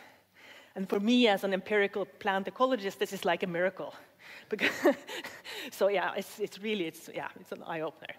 So we did this, or Priscilla Mooney did this, to be precise. And what we found when we ran this model was that if we plant these areas with forests, in the interest of climate, of course taking a lot of space that could have been used for other things, for example biodiversity, then this happens. It gets warmer, which is a little bit disappointing. This is, of course, because carbon is not the only thing that happens to the landscape. This is about changes in albedo. You go from very light, open areas to very dark forests. The dark forest doesn't reflect the energy as well back into the atmosphere as the open areas or the light open areas, and there you have it. Somebody's also done this on a larger scale. So this is from Lizard et al. In Nature last year. And so they were looking at, okay, we should do something with nature to make it work better. And there is a couple of different things we can do. For example, we can try and maximize the carbon sinks of Europe. That's one scenario. And if we're doing that, then we should try to make, they were calculating this based on these models, and we should try to have forests that are much more coniferous than they are today. So a lot more coniferous trees and a lot less broadleaf trees. And then they had another alternative. They said, okay, we could also manage our forest in such a way as to minimize the temperature, have as low temperatures as possible. That's also something we want, right? And so they were calculating this, and then they found out that because of this albedo difference, because of the difference in light reflectance from different kinds of forests, then we should have broad-leaved forests in Europe. And it gets even worse. So trying to meet these two targets, which are both really important, drawing down carbon, but also reflecting energy back into the atmosphere, into the universe. Those two things don't match. You cannot have both at the same time. And it gets worse because doing what you should be doing to achieve these different things in Northern Europe or in Scandinavia, and what you should be doing further south is different. Again, because the ecosystems differ in these regions. So it's super complex. And so their conclusion to this, and this is the point that I want to make, their conclusion is that maybe we shouldn't be relying on forest management, what we do with our forests, to try to mitigate climate change. Instead, because exactly how you manage the forest has very modest effects on the climate system as a whole. In fact, what we should do instead was to sort of try and keep, so in a way, restore and protect our forests, keep the forest on the landscape, keep the natural ecosystems on the landscape, and then instead try to make sure that they are robust, that they can tolerate climate variability, climate change. And robustness and tolerating climate change impacts. There is more things we need to think about than just the climate. Many people might have been around in Norway last summer, and those who were not here, those who traveled somewhere else for the summer holiday, probably regretted it. It was, for us, from our point of view, a fantastic summer. Of course, Norwegian forests burned last summer. There was a lot of wildfires. And fires like this are releasing a lot of energy and a lot of carbon out into the atmosphere. And it's amazing numbers. There were 93,000 hours of voluntary work. That's just the volunteers, firefighters. There were 2.67 million euros, and they fought fires every single day of July last year. So, of course, and the reason why I'm mentioning this is also because spruce forests, spruce plantations, happen to be quite a lot more flammable than deciduous forests, our natural forests. They are 25 times more flammable. So of course, when you have a new climate, when you have increased fire risks, and when you plant a lot of these fire traps on the landscapes, what exactly are we doing? So the point that I want to make here is that when we have increasing pressures on the landscapes, increasing needs and increasing risks, maybe we shouldn't try to think about divide our landscape up and think about how we should use each part of it for just one thing. We need to try to use each part of the landscape for more than one thing. And so I know this figure is a bit complex, but I haven't found a better way to illustrate it. The point is, a lot of times we think about our landscape like this. So if we have a field, for example, we want the crop yield to be really high.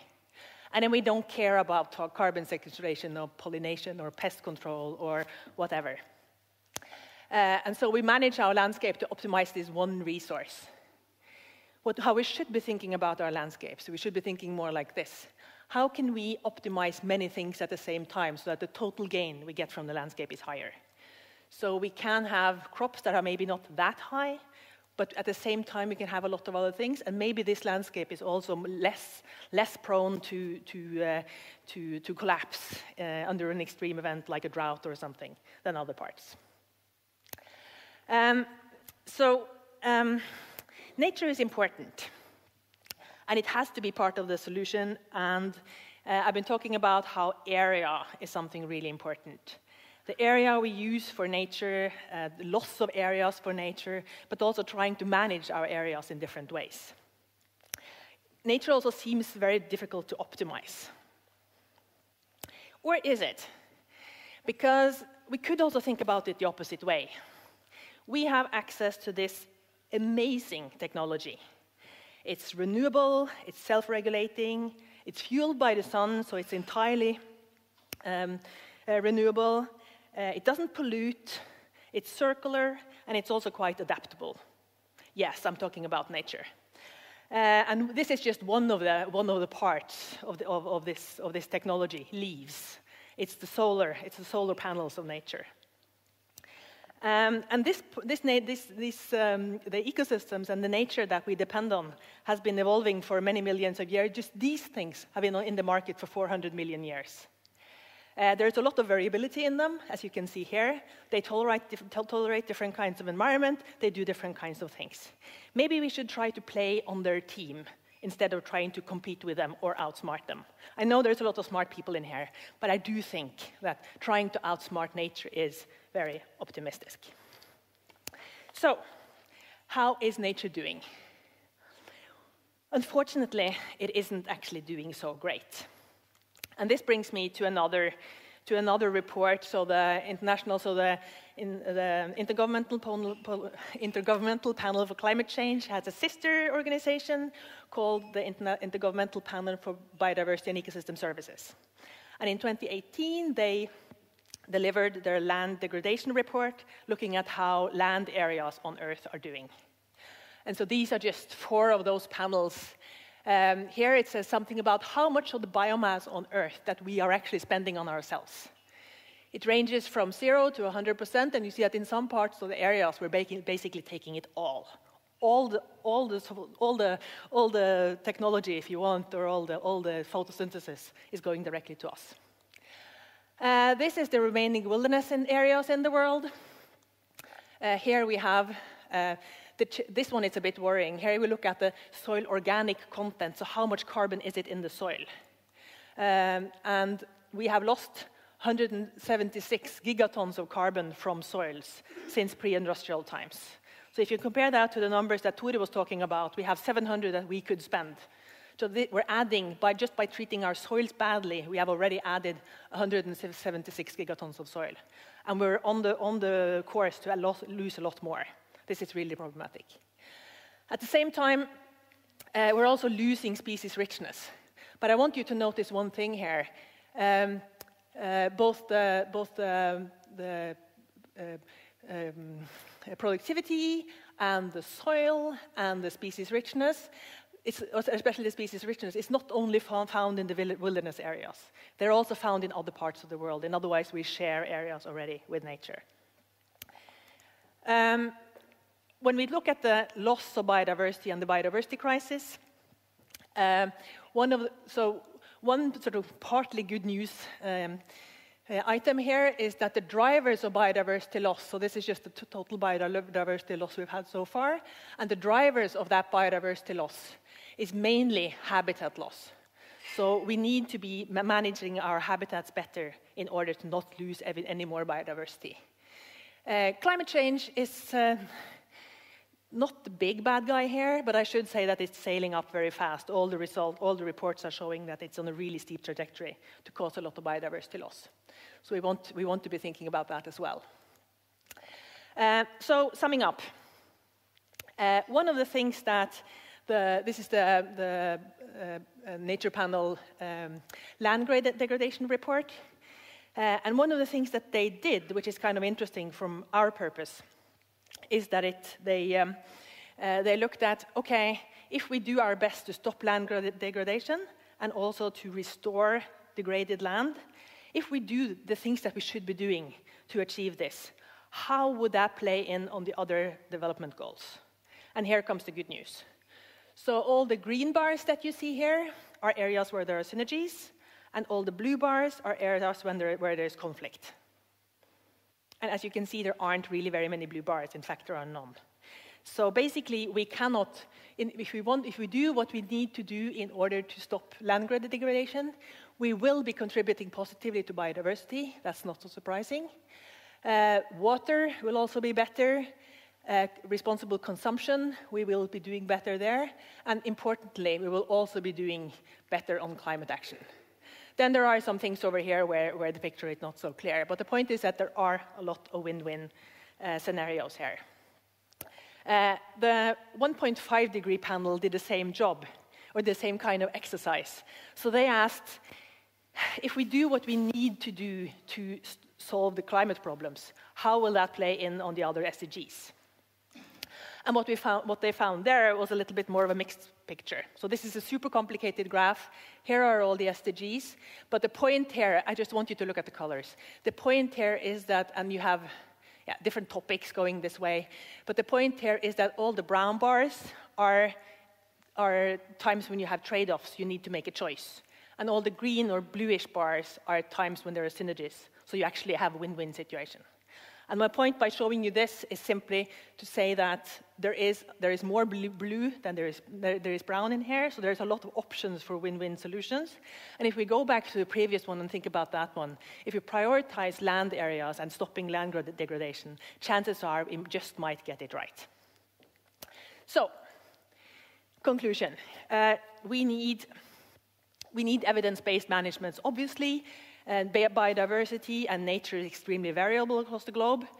And then we need to make plans for that. And then we have things like we have these global reports, and we have these very science-based assessments. But can these things, and we even have these these regional reports from the Nature Panel, so we have some more localized information. But can we really use these to guide what we do in the forests or on the islands around Bergen? It's not quite that easy. What we need is we need to make these synthesis and assessments much, much, much more global. And here we have, we need to make them much, much more local. And here we have a big job to do. Fortunately, there are some examples, both internationally and also in Norway, so setting up systems that can do this for us. And there is a lot of scientific literature out there, but I can't keep on top of the literature, and I don't expect the managers of the municipalities around Bergen to be able to keep on top of the scientific literature. So we need ways to synthesize and put this information together. I just want to say that, or as a sort of a very last thing about that, is that we're talking a lot about open science and especially open publications these days, but in order for us to be able to get access to this information that we now need, we need much more than that. We need a much broader way of thinking about how science and how scientific knowledge and how scientific data can be available. So I just wanted to put this up here to say that, open access is an extremely small thing, and there are so many other things that are really, really, really important in order to make our synthesis and our assessments based on the best available data for all times, or at any given time. Thank you.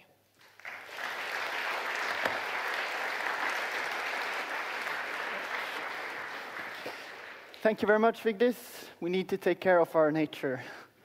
So last but not least, our final speaker of today is Dr. Jeroen van der Sluis.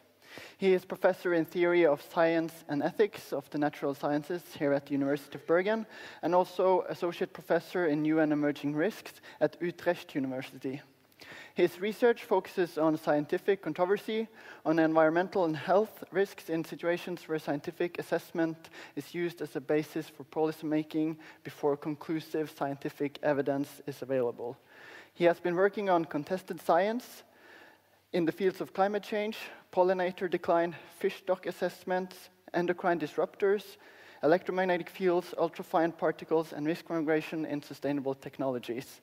And now he's going to talk about dilemmas concerning rapid transformation and our biosphere with special emphasis on biodiversity. So please welcome Dr. Jeroen van der Sluis.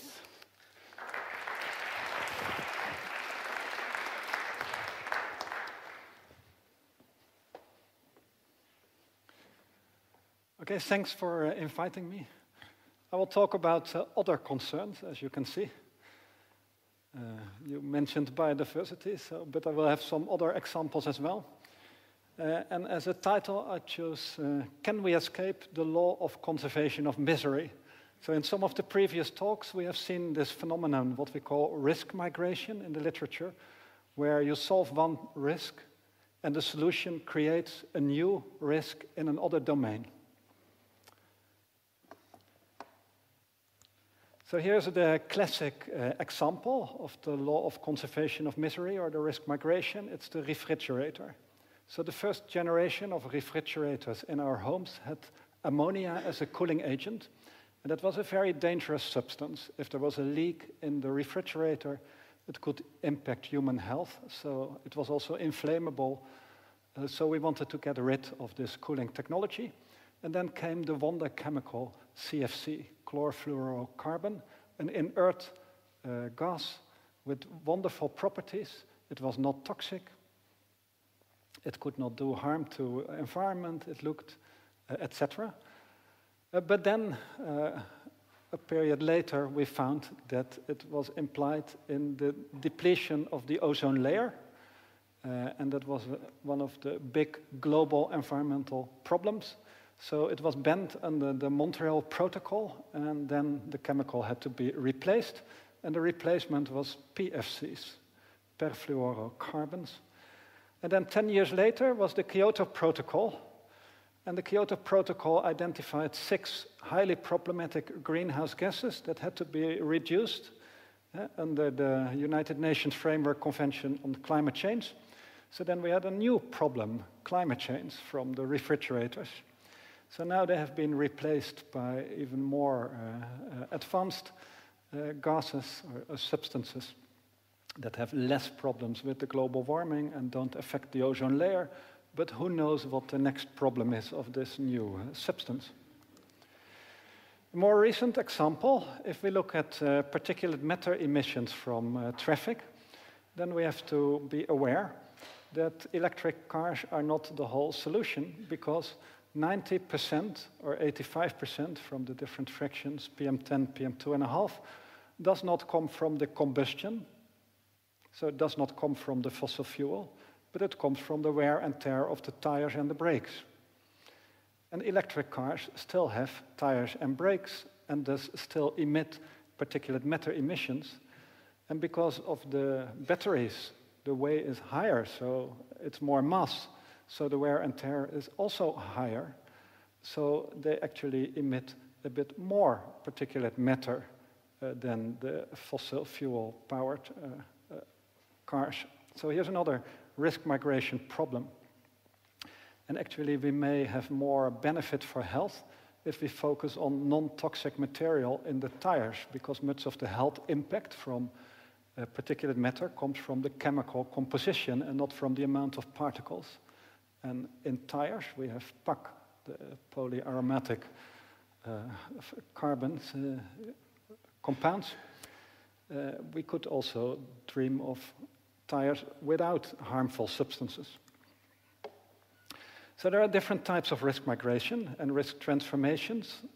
It can be a physical change, it can be an interpretational change, It can be translational, replacing one risk with another, as we saw with the refrigerator, and it can be diffusional, where you just add more to the same stock of a risk.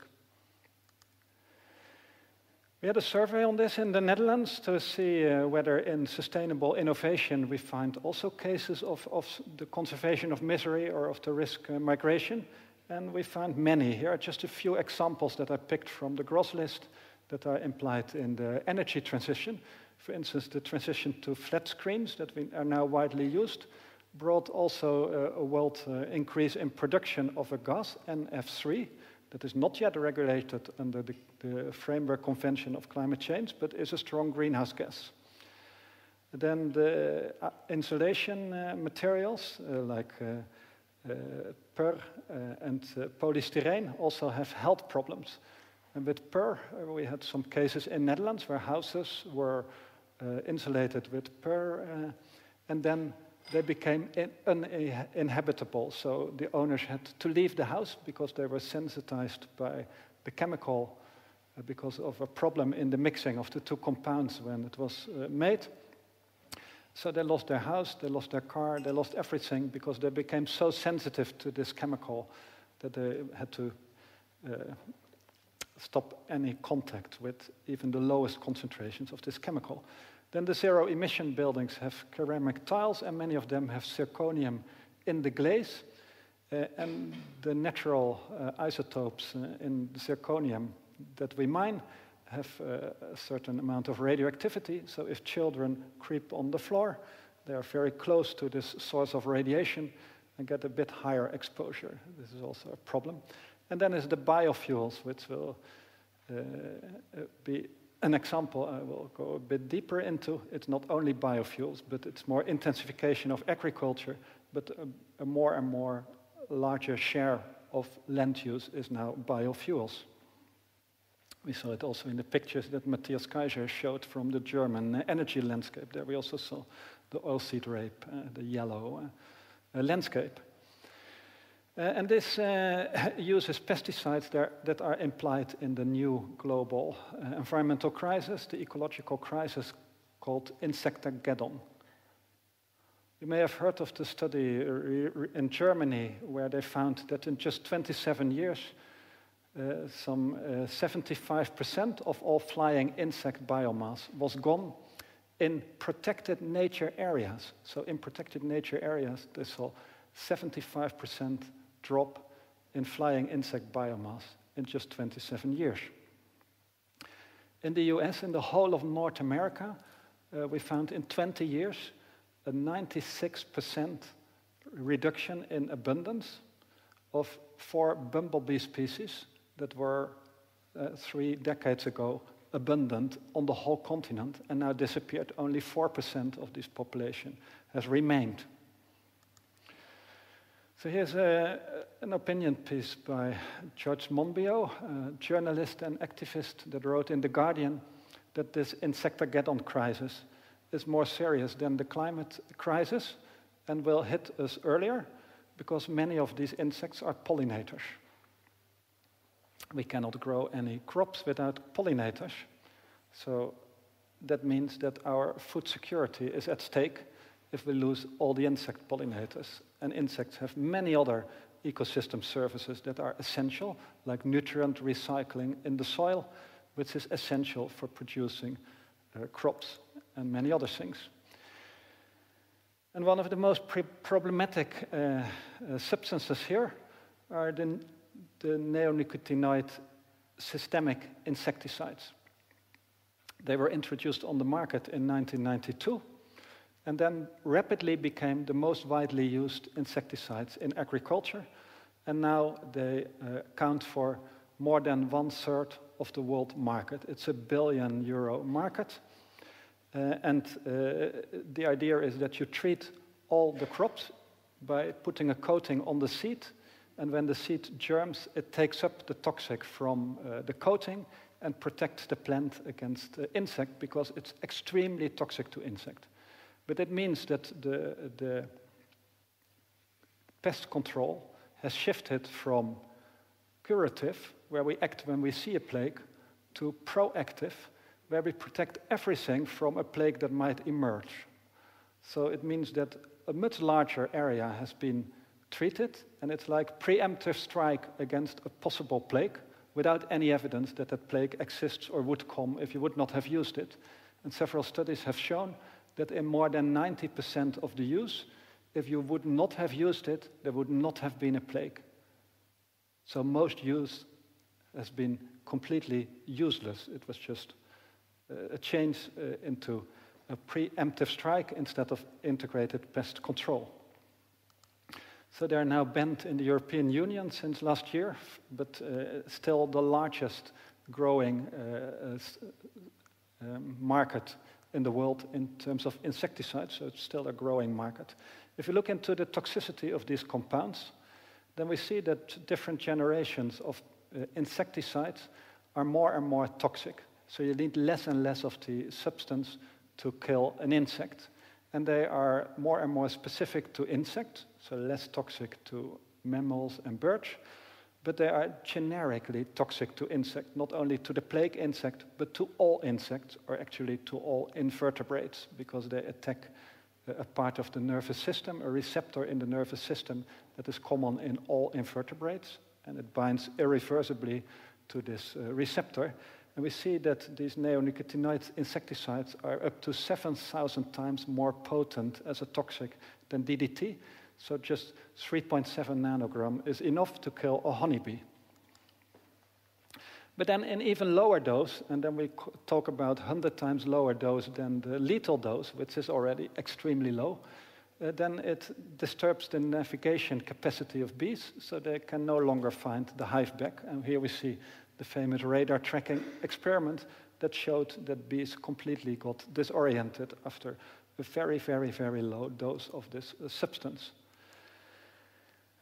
So what we usually see is that this type of graphs, where we see that the amount of pesticides per hectare is going down. That's the red line. So we use less and less pesticides in terms of kilograms. But we use it on more and more area. So the area that is treated with pesticides, and especially insecticides, is going up. So that's the blue line. But then if we account for that the toxicity has increased, then the indicator looks completely different. And this is the toxicity to insects of the landscape. And now you see the blue part is the neonicotinoid insecticides.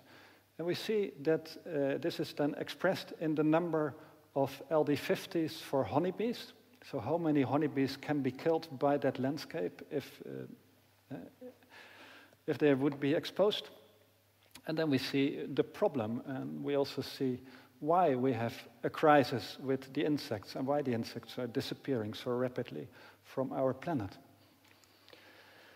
So there was a worldwide integrated assessment on systemic pesticides, looking at all the published literature, and an update later in 2017, and I was involved in both studies. And what we found is that the impacts of these neonicotinoid and other systemic pesticides, the pesticides that are taken up by the crop rather than sprayed on the surface of the crop, that make them toxic from the inside. So they have impacts on many groups of species in our ecosystems. So it's the life in the soil, it's the insects and the pollinators, but it's also the insects that live in the water, and most of the flying insects start their life in surface water as larvae, and then later become flying insects that are food for the birds, etc. So the study in Germany looked at flying insects, but many of them start in aquatic ecosystems. So a bit about the importance of pollinators. We have a tremendous biodiversity in pollinators, 5 times as many bee species as mammals, for instance. We have 5,000 different mammals and 25,000 different bee species on the planet. In the Netherlands, where I come from originally, we had 350 different bee species, of which more than half is on the red list at risk of extinction. And in Europe, it's about 2,000 different species. They are important. 90 of the major crops in our diet critically depend on these insect pollinators, mainly bees. and that accounts for 1/3 of the world food production. But in terms of nutrients, it's up to 100%. So many of the nutrients that we need to stay healthy, like antioxidants and vitamins, come from pollinator-mediated crops. So without pollinators, we cannot produce these in an economically feasible way, or we need hand pollination like we now have in China. But that's not doable on the scale that we need it. And then in nature, we have to be aware that 94% of all flowering plants depends on insect pollinators for reproduction and for evolution. So I told you a bit about surface water, and here is a study that we did in the Netherlands, where we looked at the surface water pollution with these persistent neonicotinoid insecticides, and we see extreme violations of the water quality standards to protect aquatic insects, and we compared these violations of the aquatic insect norms with the abundance of insects in the same water from a very big database with more than 10 years of measurements covering the whole of the Netherlands. And then we found that there was a very, very strong correlation, and that there is a 70% reduction in abundance of insect larvae in all the water that was polluted with this neonicotinoid insecticides, and that was half of all the water samples in the whole of the area of the Netherlands. So you see a steep reduction in insect life in the water, and most of that is larvae that then later become flying insects. Then there was this other study by ecologists from Nijmegen, published in Nature, showing the same correlation between the use of these neonicotinoid insecticides and insectivorous birds. Birds that critically depend on abundance of insects for a successful reproduction, because they feed their young birds with insects, and if there's not enough, then the reproduction fails. And they found a very strong correlation, and also the geographical pattern did not exist before the introduction of neonicotinoids use in the Netherlands, but only after. So that was an additional very strong indication that it's also a causal factor. So going back, I focused a bit more on the Insectageddon case, but if we go reflect on the more general cases from the earlier study that we did in sustainable product innovations, whether we also have there the risk migration problem, then we see that in many cases we see the reason that we did not anticipate or foresee the new risk after solving the old one was a lack of system analytic approach. So we reduced the complexity too much and then worked on a reduced version of the complexity, optimized something there, but then we lost the impact that it had on the bigger complex system. Then there was incomplete life cycle assessment, which is a variant of that. So not the entire life cycle was taken into account. Then there was many cases with lack of critical reflection on the risks and the proclaimed benefits. No incentives to meet as low as reasonably achievable with risk reduction. So ALARA is a principle in nuclear technology, but you can use it to all risks. So keep risks as low as reasonably achievable. But in most cases it is the same acronym, as lousy as regulators allow. So we just do the minimum what we want to do. And if no regulator starts shouting at us, we stop there and don't do any more effort to reduce risks. Then there is a problem with the use of persistent and bioaccumulative substances that created many of these problems.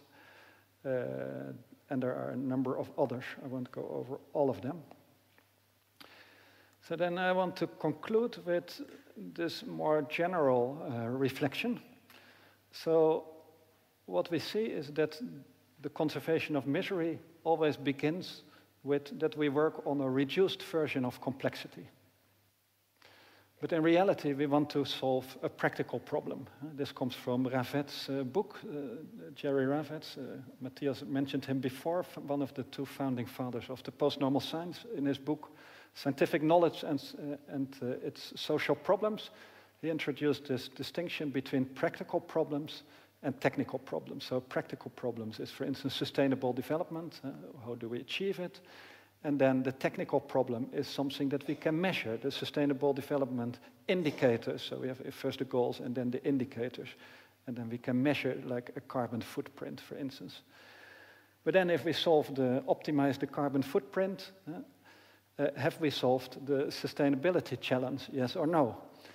If optimizing for carbon only means that we cut down old-grown forest and store them in a depleted coal mine to create negative emissions, then that is an ideal solution seen from optimize for carbon only and minimize your carbon footprint, but it's a complete destruction of our ecosystems.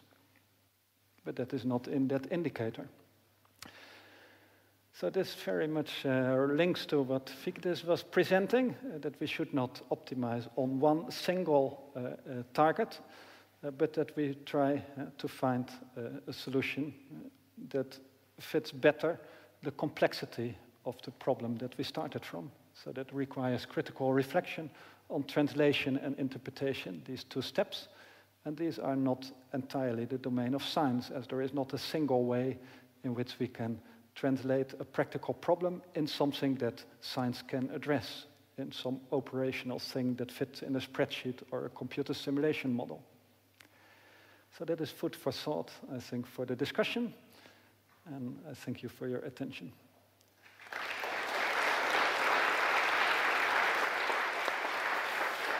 Thank you very much, Jeroen. That was our final speech for today. Now we break for 20 minutes for coffee and tea at the end of the aula, and we meet back so at 3:25 for the panel debate. And I hope you will stay. It's going to be very exciting, I hope. So now enjoy your coffee and tea.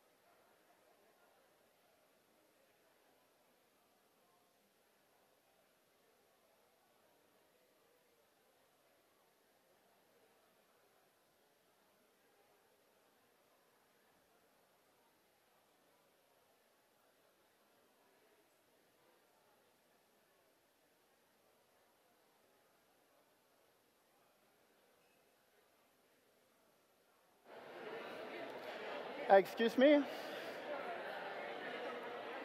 Hello? Haralid? Hello, hello? Can we please start finding our seats again for the panel debate? And also, if you would like to move a bit closer to the stage, that would be very nice. So we start again in a few minutes, so please find your seats.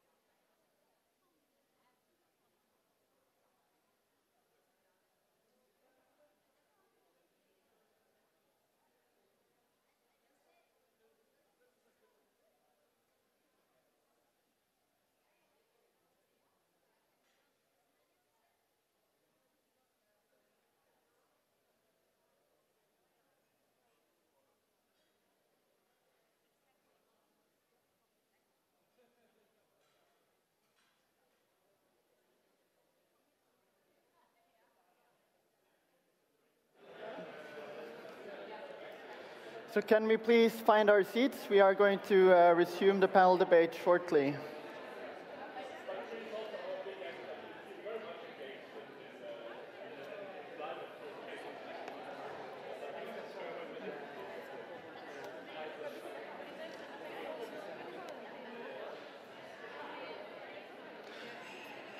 And while the audience finds their seats, maybe also the panelists can join me on stage.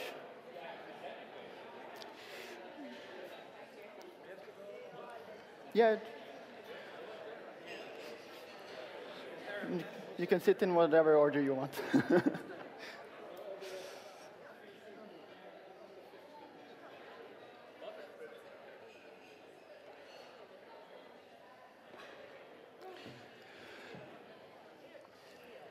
I will sit next to Miranda.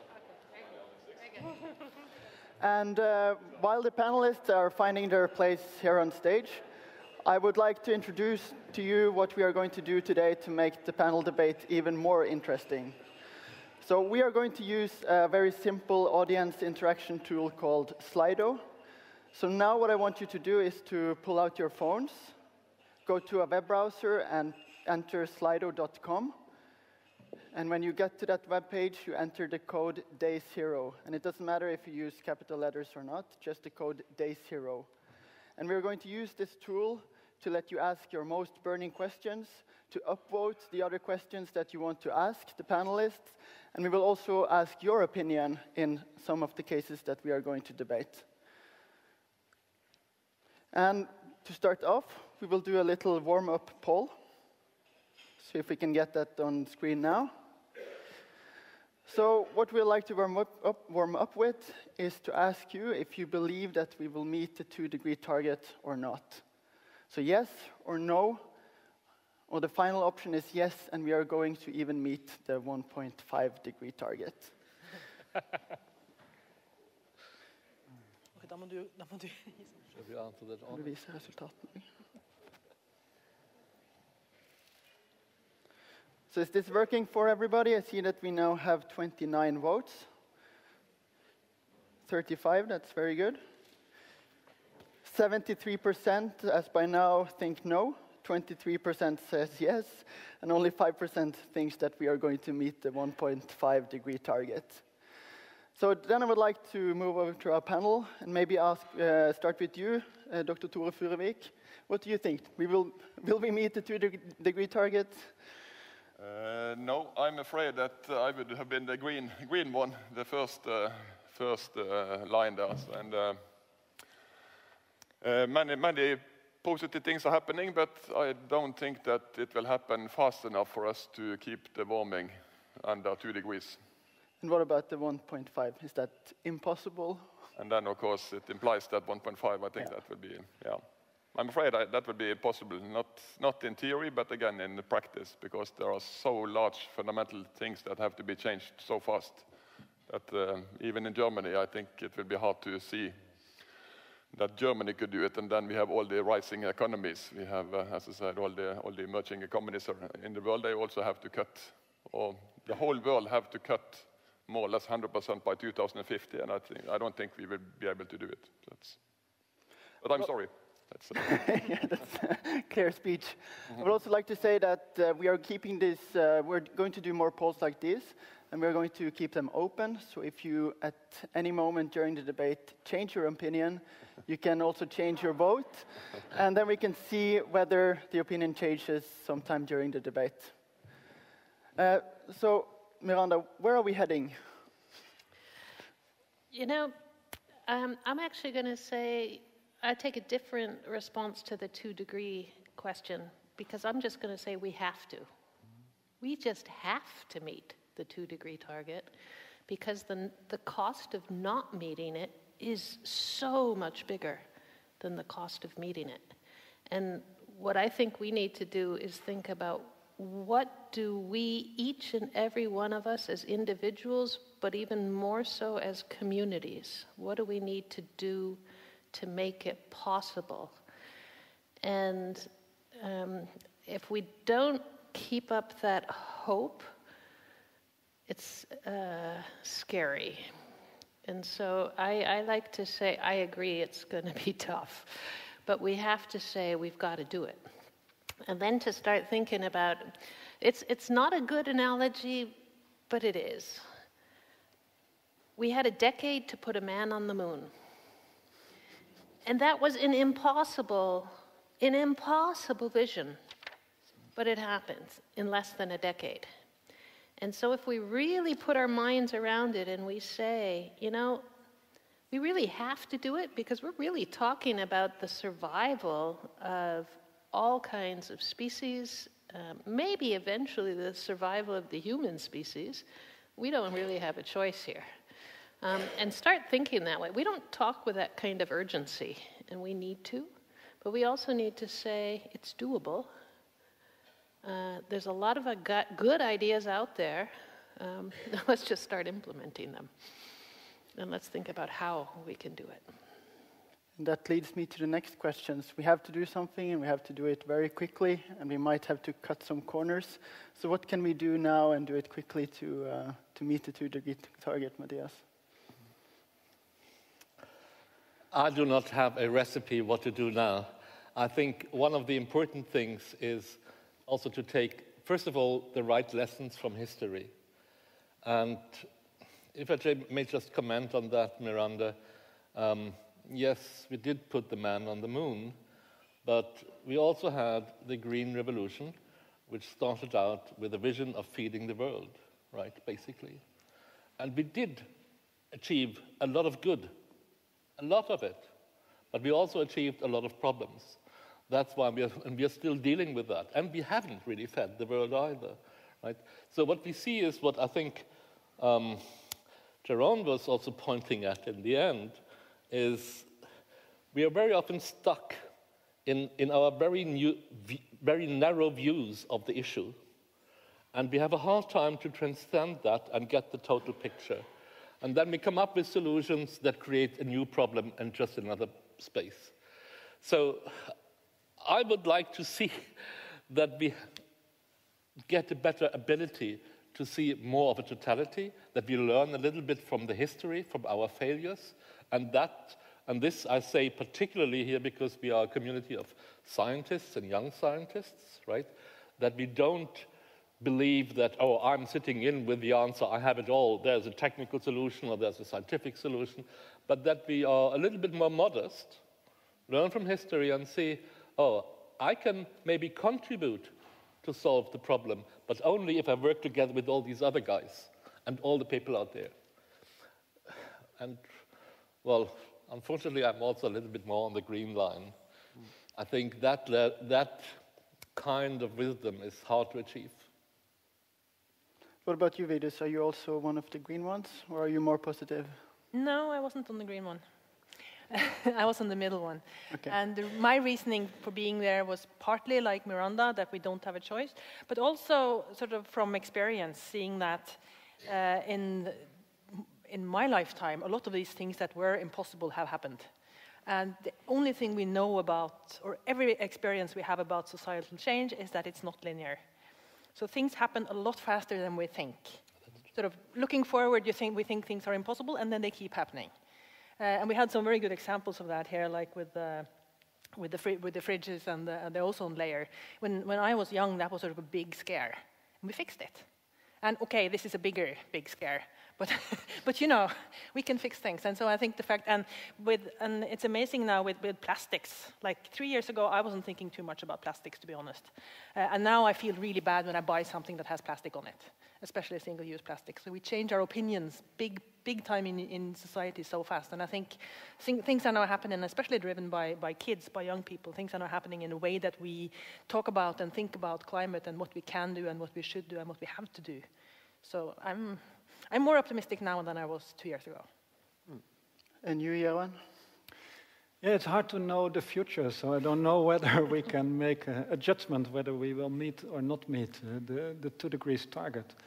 I think it's possible to meet it, so we should make an effort to do it. So that may be a better approach to the question than guessing whether we meet it or not.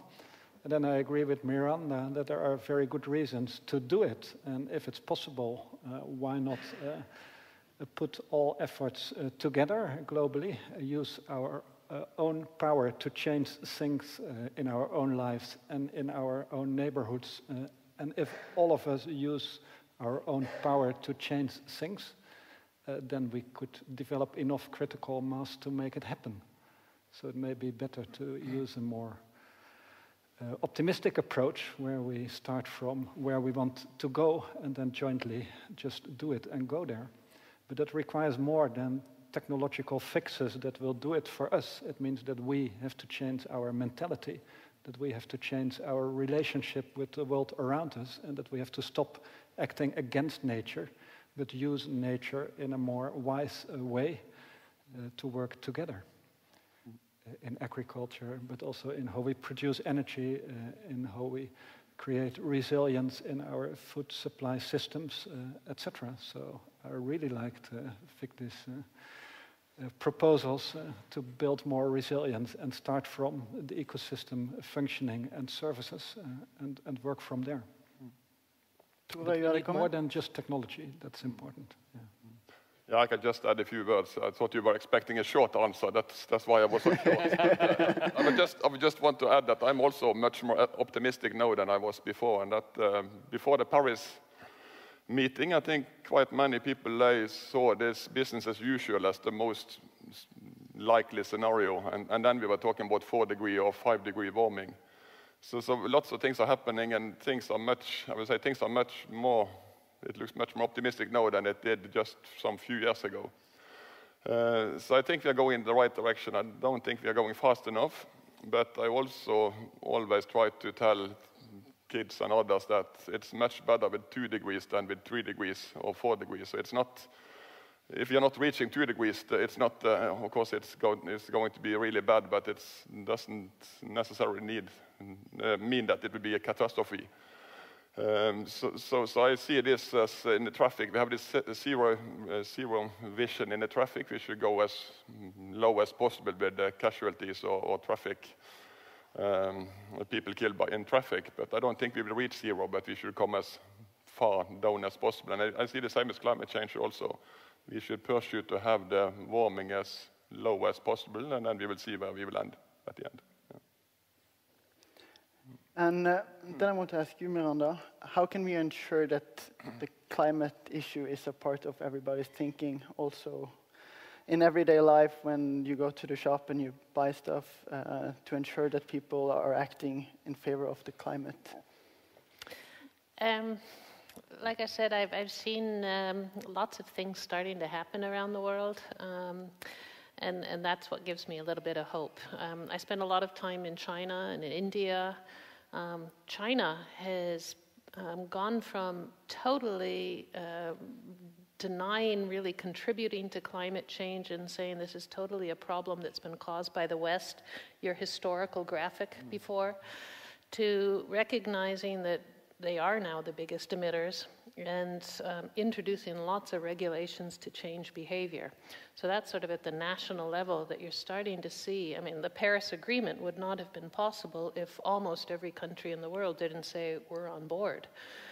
The other level, and that's probably the level we don't talk enough about, is the level of what can we do at the local.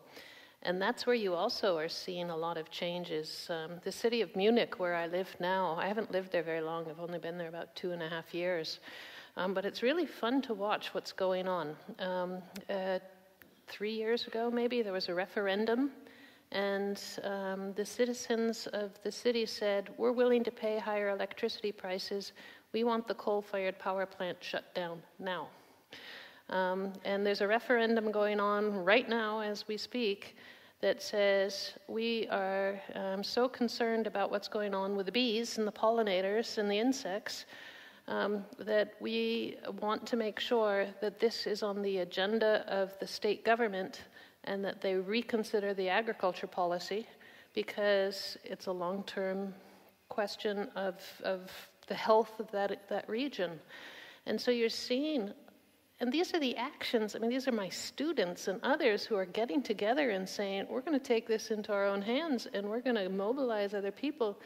And what's amazing is how quickly other people join in and say, yeah, I've actually just been waiting for somebody to say, let's go. So you do need a couple of people who take the leadership flag and say, I'm going to make a change. But you can pretty quickly find others who think the same way you do, more people than you would realize. And that's what we're seeing more and more, people who are really saying, okay, I am going to make a different consumer decision, and I'm not going to buy the fruit that's in the plastic. Or to take one step further and basically say to the grocery store owner, have you ever thought about not buying the fruit in the plastic and then not selling it to us that way? Why don't you buy it in a different way? And that's where I think change is possible. So it does mean we have to think more about how do we get involved in our own politics and our own democracy. And maybe there's even chances for win-wins. We've seen a decline in democracy around the world recently, threats of rising authoritarianism. But through dealing with these kinds of problems, you can once again revitalize democracy by bringing the people together to say, let's take our lives in our own hands and push for the changes we'd really like to see. Talking about politics, how could politicians guide consumers toward choosing more low-carbon solutions? Matthias? I'm not sure that politicians can guide consumers very much, to be honest.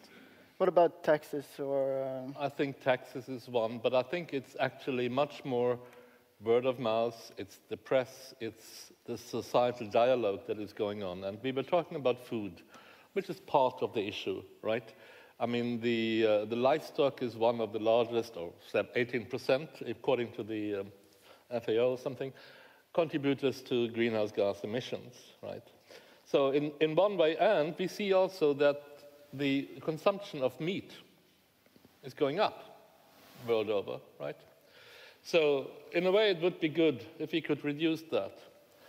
But we can also see that there are, and I have been working with food and food ethics in many parts of the world, and we can see that as soon as you touch that issue, there's a long resistance, because this goes to, cultural traditions about what is the proper diet and all of that, right?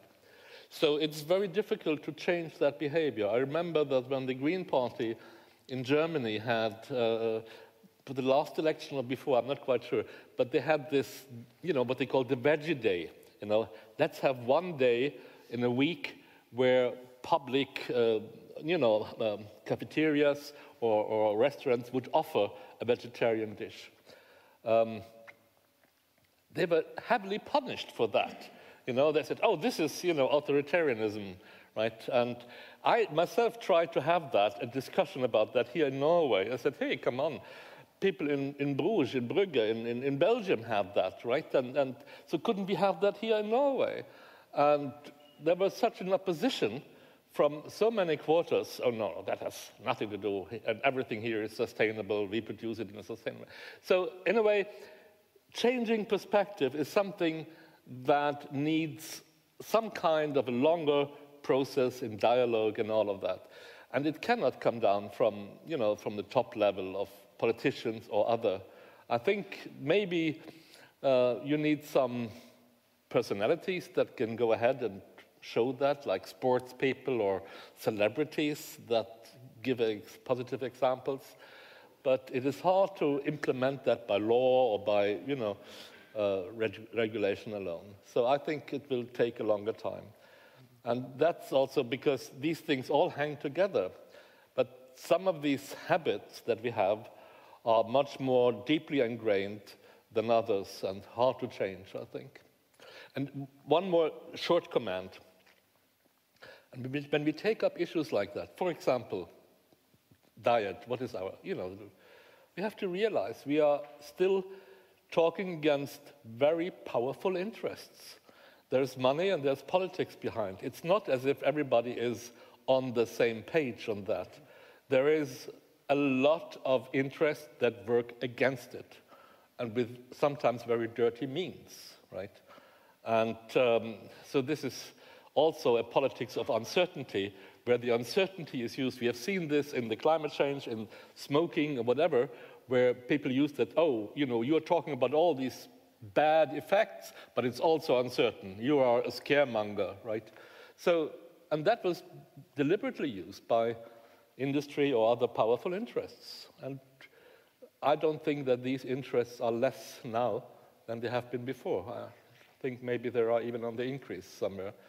So we have opposition in that debate, and one should be aware of that. Short comment from you, Vigdis, and then Miranda. Yeah, I just wanted to comment on what you're saying, Matthias, because there is a lot of power in storylines.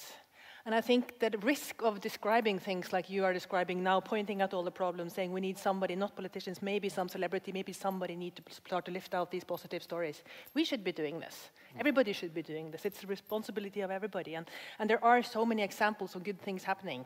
So we should be, in a way we should, I'm actually saying that we should start to under-communicate these problem stories. A little bit like people now, like I think the New Democrats in the United States are starting to talk about the New Green Deal. So instead of talking about the negatives of what they don't like, they start to talk about the positives, about what they like. And I think it's a very, very conscious choice. And I think we should be thinking about the same thing in terms of climate opportunities, in terms of more interesting, more fun, more lives, in terms of a better future for everybody. And I think the opportunities are there. So I think it's also our responsibility to talk things up, and not just describe the problems. It's good to have Anna.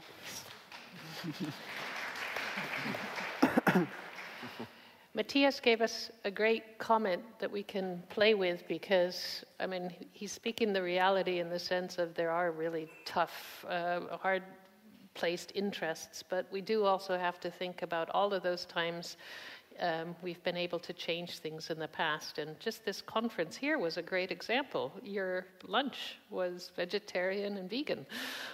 So, there are ways of taking action into our hands. But I think also one of the things that does give me a little bit of hope, that maybe that 2-degree target and maybe the biodiversity targets could be met, is really that more and more people are saying, we see a problem and we're not happy with the slow response, and to always be told, well, we can't change things, it's impossible to change things, it's not true. We're seeing those changes happening. Who would have ever thought 30 years ago that Germany would be talking about being a leader in renewable energy? Who would have ever thought that Norway would be the leader in doing electric cars? Who would have ever thought that you would have Italy be the leader of slow food movement? But it's terrific. All around the world you're finding these sort of unique examples that then take off. And that's one of the ways. I like your comment about changing the storyline.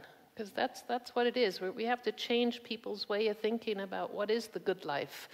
And the good life isn't what we've been having until now, when we're actually destroying the basis of what that life basis is. Yeah. Okay, I think we will launch the second poll now and change the topic a little bit. And you can also start asking questions you might have, and we will address them at the end. Okay, very good. So do you think that Norway should increase the development of onshore wind capacity? And this has been highly debated in Norway in recent times. So yes, no, or I'm not sure. So maybe we can take a very quick round among the panelists. Start with you, Jeroen, a very short answer to this question. I'm not sure, because I don't know all the aspects of this debate in Norway. I know some in the Netherlands, but in Norway I don't know what the issues are in the siting of windmills. But if there are suitable locations where it is acceptable, we should certainly consider to use this opportunity to get energy from the wind. But if it destroys iconic landscape values, then there may be better options. Ladies? I think we probably should. But I think we should be extremely careful about where we locate these it's industry, right? This industry, where we locate it and how we place it on the landscape. Yes, I have the same answer. I would say yes, but in selected areas we should be careful that we are not destroying things that we want to save for the future, like nature. But there are areas in Norway that obviously could be suitable for onshore wind, yes. Well, I would follow suit here. I would also say probably in some areas, whereas I would add that maybe the onshore wind development is probably not the utmost. I think we have a lot of possibility to develop other sources of sustainable, like, what do you say, bølgekraft, wave, utilizing that. We have given that up somehow for some reason. And I had never understood why Norway didn't make a larger effort in that area. We have all the possibilities, at least intuitively. So, yes, in selected areas, but maybe we should also think, have we other areas where we can become even better? Miranda? You already have 100% hydro. Mm-hmm. And so you have to ask, why are you building the wind turbines? What are you going to do with that electricity? So if the idea is that you are going to then have high voltage grids that export that electricity to other regions, maybe. But I would instead say put your money into battery technologies. Because that is, I mean, one of the things that Norway has is wealth. And this is a country that can invest in a technology that needs development, that also could have a lot of those potential risk migration problems that Jeroen was talking about, because, of course, batteries have all kinds of things inside them that are also toxic. So we need the development of battery systems that are environmentally low impact, with recycling systems from the start. And Norway could be an absolutely wonderful leader in this area. I mean, I know you're working on it already somewhat, but I would say, sure, a little bit of wind turbines, but put your money into the battery technologies, put your money into the smart grid smart system technologies, because those are things that will be easier to export to other parts of the world that will need those other technologies as well. What about offshore wind, Tore? You have advocated a little bit for that. Yes, so if Norway, okay, I can start again. So we have a large offshore industry in Norway, and of course that's mainly because of the oil and gas industry. We also have some shipping companies making ships. So I think if we should find something where we can use our capacity and our expertise that today is in the oil and gas sector towards more renewable energy, and then I think offshore wind is the obvious candidate. And our wind resources are large, and then, again, we can produce enough for entire Europe if that's something that we would like to do. And just one comment also to this, we need more electricity in Norway if we are going to change our transport system to, yeah. So we still need more energy. Edith? Yeah, I think also, so one of the good things that came out of oil for Norway was that we moved from a very sort of low technology community to a very high technology industries. And of course, one of the advantages with offshore wind is that there is a technology and there's a development need. And if we step in there, then those windmills could be everywhere, like where they're needed. So I think developing, contributing to technology and to all these things are something that we should really invest in. But when I'm talking about onshore wind, then I'm more talking about it as an energy source, partly for our consumption, for example, for transport and things like that, but also for export. One of the big arguments against onshore wind is that we are going to place them in unspoiled nature. And Jeroen, how can we estimate the value of unspoiled nature, for example, in economic assessment or socio-economic assessment? Is that possible, or? No, I wouldn't even start in using economic or monetarization of that type of values. They are irreplaceable values, so you need other tools than monetarization. So you can use multi-criteria analysis, for instance. Yeah. So this is something that should be introduced in policy making, for example? Absolutely. So we should replace cost-benefit, traditional cost-benefit analysis by multi-criteria analysis that looks at a much richer amount of indicators for value of ecosystems and ecosystem processes and services. Yeah. Matthias? Yeah, I would just support that, and I mean, and that is possible. And I have seen this in other areas. I've been working quite active a little bit with aquaculture, actually mostly in other countries, in Asia and all of that.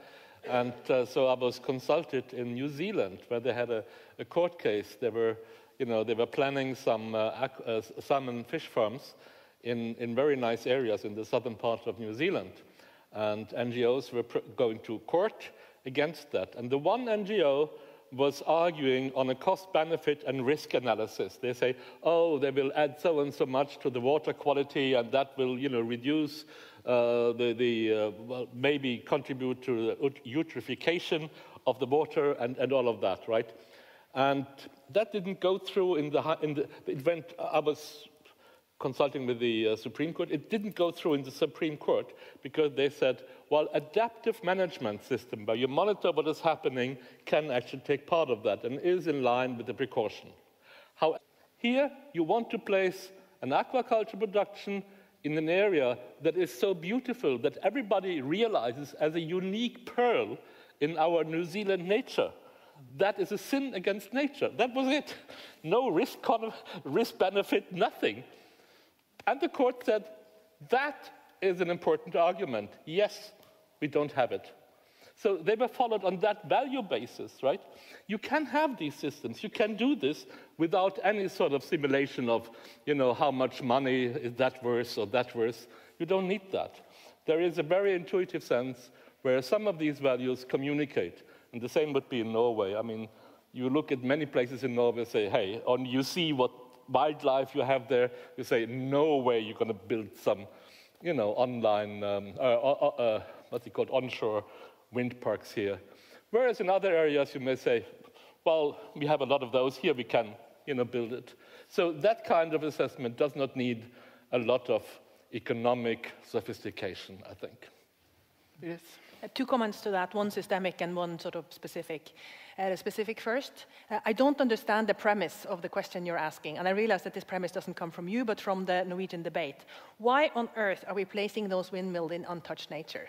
This is industry. Why don't we place this industry where we already have industry? When they did this big assessment of where is it possible to put wind in Norway, why on earth so the nature conservation criteria came in after.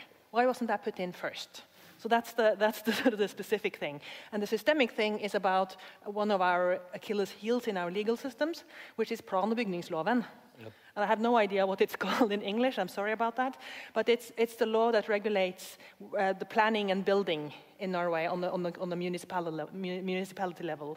And it's made to weigh interests against each other, and nature is one of those interests. And people who are working in the legal sector, what they say is that this law should be rewritten so that nature is the foundation, and then you weigh the interests after that, after those things are sort of taken out.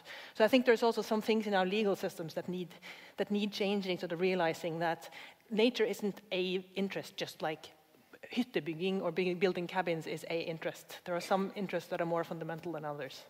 So yeah.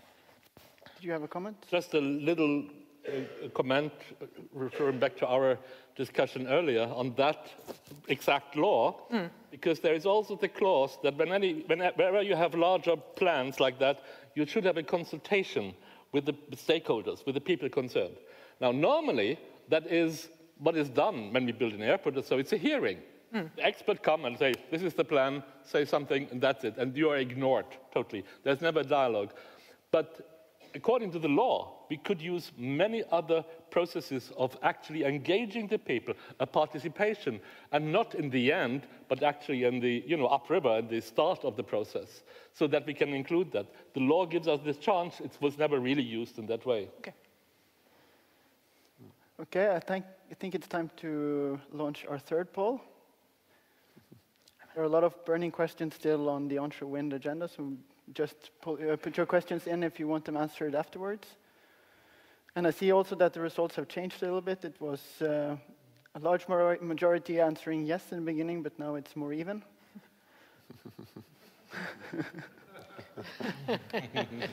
It's changing as you speak. Yes. So maybe we can get the third poll now. Do you think that nuclear energy should be a part of a future European energy system?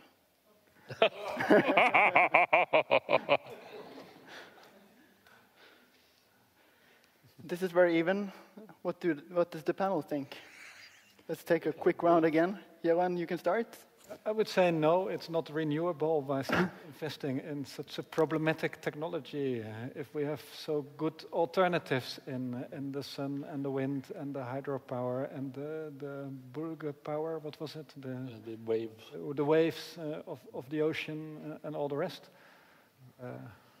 Yeah. Ladies? Yeah, it's a tough one. And I also said no here. I was thinking about the waste, the nuclear waste, and how extremely hard. And again, it's a huge investment. It's sort of using this energy. So I'm thinking, and what do we do with the waste? It's a problem that never goes away, and all these things. I think we should use that energy and that creativity to do other smarter things. Yeah, on this question, I think even the economists will save us, because as the price evolution have been now, it's much, much cheaper to build renewable energy sources like wind and solar power than it is to actually install a new nuclear plant.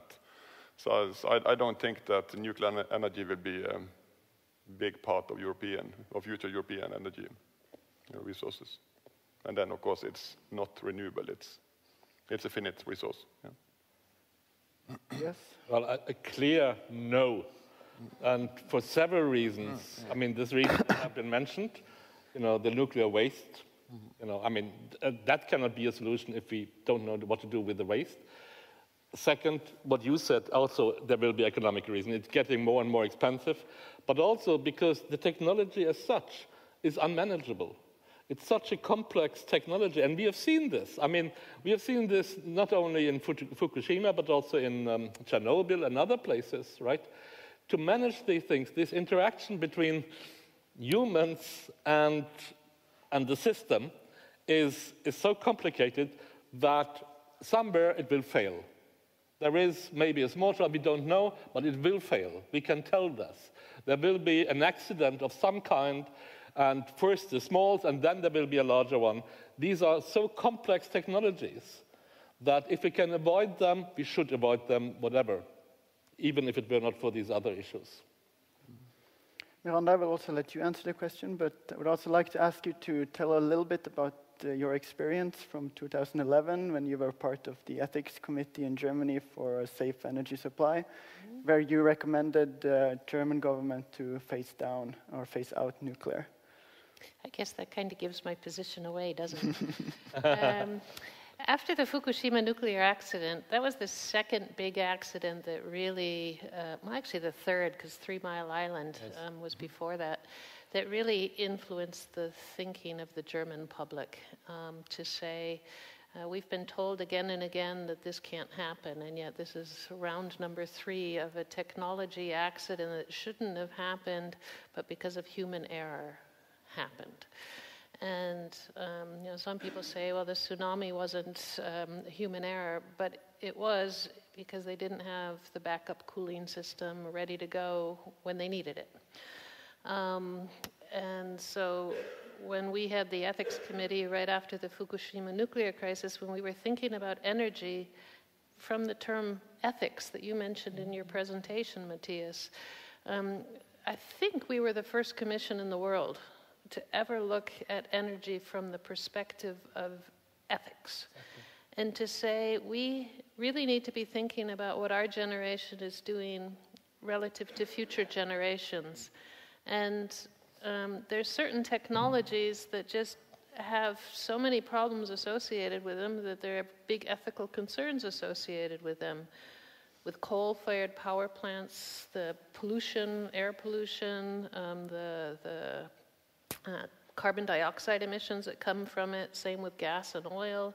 And with nuclear, the radioactive waste for which we still, after 60, 70 years of nuclear production, don't have an answer to. And most people don't really realize that we're trying to find waste solutions that will keep waste safe from human contact for 1 million years. When you think that civilization's been around for, 5,000, then you start to wonder, how can you communicate over the long term? Don't dig here. How can you have any sense of a geological space that actually is going to be safe for more than, say, even 10,000 years? It wasn't that long ago that Europe was covered by glaciers. So from that perspective, I think there's a good reason to say no, and that's what we debated in the ethics committee. But the other thing we did, we actually didn't spend that much time talking about why not, because actually Germany had already decided before then to phase out nuclear. It was more a question of how fast. We instead said, isn't our ethical responsibility to be thinking about how do we create the safest possible energy system with the least environmental footprint, so that that's the basis for future generations. And we just kept coming back to number one is energy efficiency. So I'm still not sure you need the wind turbines, because if you ask me, I look around Norway and I think you got a lot of potential for energy efficiency improvements. Second thing is the development of renewable energies. And then the third is learning how to use them better and more efficiently. Because if you think about the transition in the last 20 or 30 years, the wind turbines we had at the beginning, like in the 1980s, you look at them now and you're like, aren't they cute toys? They're like the little baby things. And what you have offshore now, a single wind turbine is enough to feed the electricity needs of thousands of homes. So that's a big transition that's gone on. So we looked at that and we said, the technology is already there, even if there aren't improvements. And we know there'll be more improvements because that's part of what societies do. So let's march and let's go that way. And I'll make one last little comment on the nuclear question, because I think it's important to realize the countries that are pursuing conventional nuclear energy now and aren't phasing out, or at least phasing back, tend to be the countries that have nuclear weapons and authoritarian regimes. Mm-hmm. There are a few exceptions, but it does say something about political systems and the pursuit of nuclear. And it's not that nuclear conventional is directly linked to nuclear military, but there is a link. you need the conventional wisdom to do the military as well. And that is also something where I think, do we really want to develop technologies that are, anything we do is looked at by other countries, and they're like, we want to do it too. And you're seeing that starting to happen. You know, South Africa is starting to do nuclear. Bangladesh wanted to do nuclear. And then you also have to ask the question, is this really a good idea? Do we want to be promoting a technology that is a technology that has a lot of risks associated with it? I won't talk so much anymore. That's fine. Important point. So you're going to close down all the nuclear in Germany by 2022, and then the coal by 2038. And we can replace them with solar and wind, but you also mentioned the problem with variability and that it doesn't always blow and there's not always sun. And nuclear provides what we call baseload capacity. And how could we get that with all the renewables? How can we replace the nuclear and the fossil fuels in Germany in the future with renewables? Matthias? Well, as I said, I'm not the total expert on all the energy production system. Miranda is much more, and you people probably also. But, I mean, one of the issues that I understand is, yes, the renewables that we now rely on in Germany for quite a bit are dependent on the season, on, you know, weather phenomena and all of that. And so there is an instability in production, a certain instability. Right now it's a lot of production, and most of the time I think it serves quite a bit. It was up to 100% for a certain period, you know. But then there may be peaks, Christmas time or whatever, you know, where it's maybe not enough. And it may fall down. But then we still want to run our hospitals and other places, right? So we need to have a fallback solution when those systems don't work. Now, and these systems need to be systems that produce energy very quickly, that we can switch them on and can switch them off again when we don't need them, right, relatively quickly. Nuclear power cannot do that, right? That is a much more complicated system. What you can do now, and what is apparently an economic solution in Germany, is this coal production still, right, relatively. You can do that with the gas also. So many people in Germany, I think, would favor maybe a gas production as a fallback solution for these systems. I don't know, a support system, which is not totally without emission, but it's more sustainable or less emissions than the current coal energy systems. But we need to think about some of these, you know, of the energy security. We cannot come up with a solution that in times of crisis we let people down and say, sorry, we have to close down the hospital, we don't have the energy, the sun is not shining. That doesn't work, right? In the long run, what we need is precisely what Miranda has been pointing out. We need much better battery system, that is storage systems for the energy that we produce in times when there's a lot of it, and that we can store and then use when we need it. Currently, I don't think we have these solutions on a large scale. We do have them maybe for households already for some time, but not on a larger scale, as far as I understand. Slowly. Maybe. Yeah. There's not that much yet. Tore, you had a comment?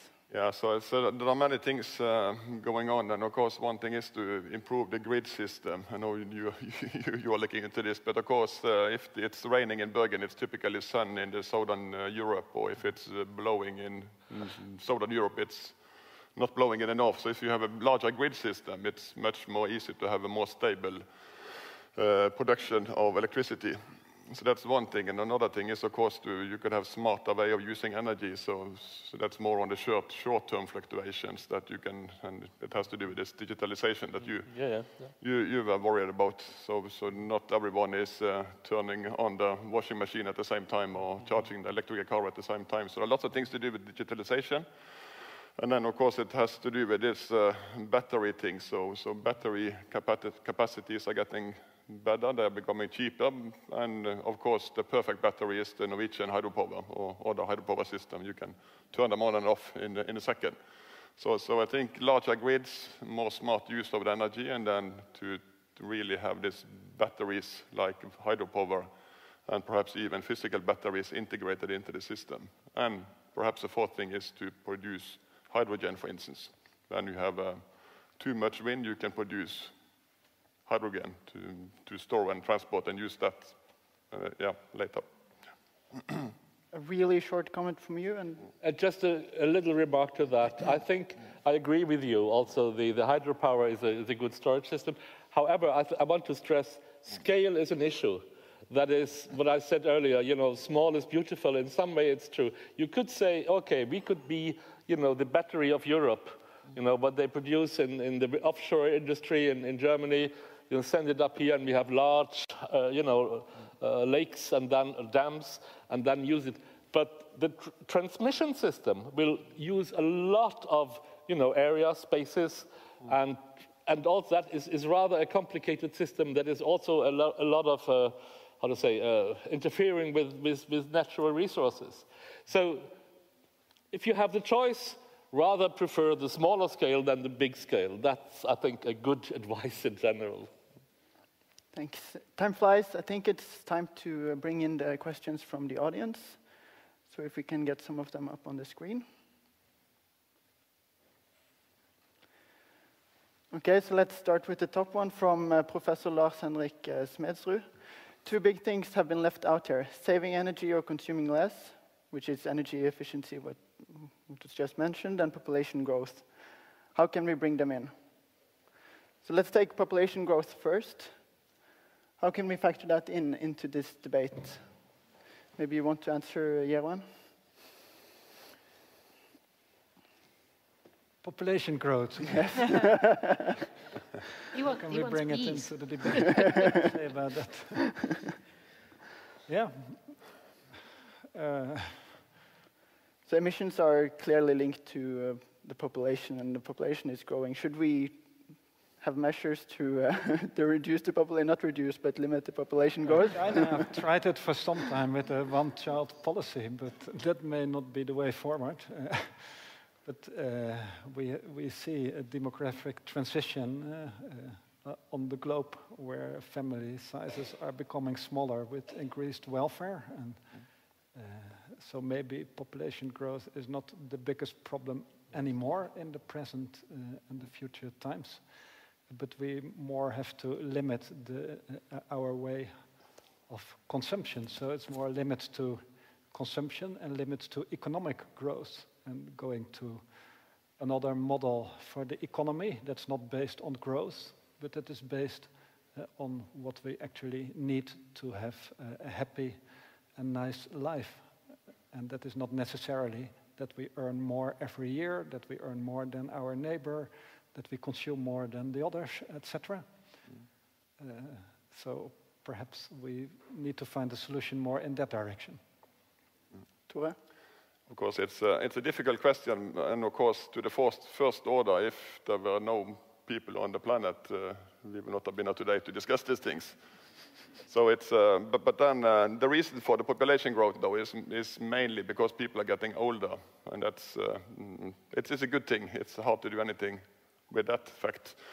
And then, but the main thing is, I think, is that when we see it in all countries, when countries are getting to some economical level, then also the birth rate starts to flatten out and even to decrease. So I think in most countries in the world now, it's actually a negative birth rate. So not birth rate, but less than 2. So people are, there will be less people in all the rich countries in the world. So I think we will reach a peak and then it will go down. So I don't think that will be a big issue in the future, the population growth. But of course, we are too many on the planet. That's for sure. We do have a problem. Estimates for 2050 are 10 to 11 billion people. We are currently at about 7.4 billion people. So that means that in the next 30 years, we're going to have another 2, 3, 4 billion people join us on the planet, which, that's nice, big parties. But we have to be prepared for that. And we also have to recognize, we've been talking all about the energy efficiency needs and climate change issues and biodiversity issues, that we have to, on top of that, figure out how to do this with a lot more people on the planet. And we have to look at where that population growth is happening. The African population is 1.5 billion right now, and the estimates are that they will be at 4 billion sometime mid-century, which means there's going to be a very, very big shift in world economic issues, population issues, security issues, environmental issues, Migration. focused towards Africa. And so what we haven't brought into the discussion here is that we need to be thinking about all of these issues, not just in relationship to the rich countries that we spent most of our time talking about today, but if we don't want multiple additional crises on top of this, we have to do an awful lot more with cooperative development in Africa and Southeast Asia, because what we've been seeing in the last few years with the pressure on migration, it's nothing compared to what we're going to see in the coming decades unless we do a lot more to convince people that life's not so bad in Africa or Southeast Asia. After that, you're right, it'll probably decline and that'll have its own other new issues associated with it. But I don't think we're going to manage that population problem if we don't creatively link all these other issues to solving these issues together with Africa and Southeast Asia. Okay, I think we'll take another question. Do you think reaching emission goals is possible in the current system of capitalism? Can politics and science balance out the continuous need for economic growth? So who wants to take a shot at that? Matthias? Well, I'm afraid I'm so much of a pessimist in my life. And I can understand, I think, the background for this question. I mean, these are the powers that we are facing, and that, if you call that capitalism or not, I mean, in a way, it's in old-fashioned terms. We have a new form of capitalism, but there are strong global players also. And if politics and science can balance out the continuous need for economic growth, well, I'm very much uncertain about the economic growth, about that need, but also about the powers of politics and science sometimes. I mean, I don't know. Actually, I must say, I think, as you said, what choice do we have? You know, I mean, keep your back straight, keep your integrity, and speak your mind and say, we need it. We need to have a better world. We need to take care of the future generations. We need to provide a world for our children and grandchildren that we can be proud of and they can be proud of. And that needs some actions. And if we can survive in this world of capitalism, I don't know. Sometimes I'm very skeptical about that. I don't know. Okay, we have another question here, the second one. Did Germany make a mistake by closing nuclear after Fukushima? Why different from France? So in the short term, you replaced the nuclear with what? Oil and gas, I presume, at least in the short term? So yes. Did that increase emissions? And should you have done maybe the other way around? The same now with coal? Should you first get rid of coal, which is the worst in terms of greenhouse gas emissions, and then remove the nuclear? Just real quickly, after Fukushima, Germany immediately shut down 8 nuclear power plants. 1 was already shut down, but okay, 7 more shut down. And for a very short time, it needed to import electricity from France in order to keep its system stable. But since that time, it hasn't had to do that because Germany actually produces more electricity than it needs, and it's one of the biggest exports that Germany has. It exports electricity to other parts of Europe. So it's basically exporting its brown coal-based electricity also to keep other parts of Europe moving. But all of Europe actually has an excess capacity of electricity. So you wouldn't even need to do that. So one critique that we could certainly make is that at the same time that the nuclear plants were being shut down, we could have started shutting down the biggest and dirtiest coal-fired power plants. And that, in hindsight, is definitely a big mistake from a carbon climate perspective. There was another question I saw here, and I'm just going to jump in and say they will. Should we think about new kinds of reactors? Germany still contributes to research on fusion reactors. There's the European-wide research into fusion. What I've been hearing about fusion is it's going to be there in another 30 years, but I've been hearing that since I was a child.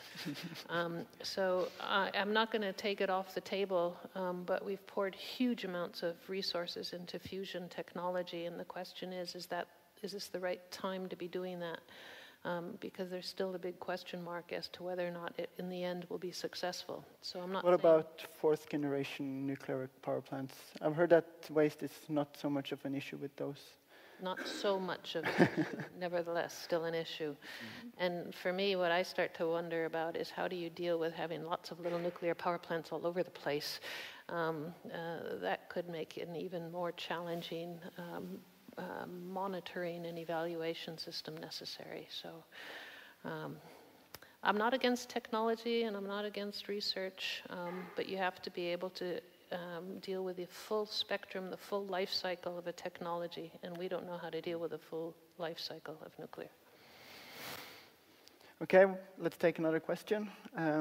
When should Norway stop extracting oil and gas from its continental shelf? This is an interesting one. So maybe you can have a comment like this, or? No, I don't think so. No? Then Tore? In a climate perspective, when should we stop? That's a difficult one. Much sooner than the government wants. Sooner than the government. Now, so I'm quite sure we will produce oil and gas still in 2030, but I don't think it's a good idea for Norway to still trying to find new oil and gas resources and start to build out new fields. I think that's the wrong politics. But I don't think we will close down our oil and gas fields that are still producing in 2020 or 2030. We have had a project together with the IMR, the Havforskningsinstitute, a while ago about oil and gas at the Lofoten, and all the expert documents that were going to the government were all the risk cost benefit analysis, how much you could do, and that it was feasible to do that and all of that. So we went there and tried to engage the local population, and they have never been asked before.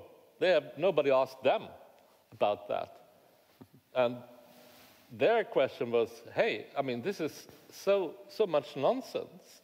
First of all, it will probably, any little accident will, and not even that, even the normal drifting of this, will ruin the reputation it has as a pearl for tourism, right, the Lofoten, which is in one way the archetypal image of Norway, right?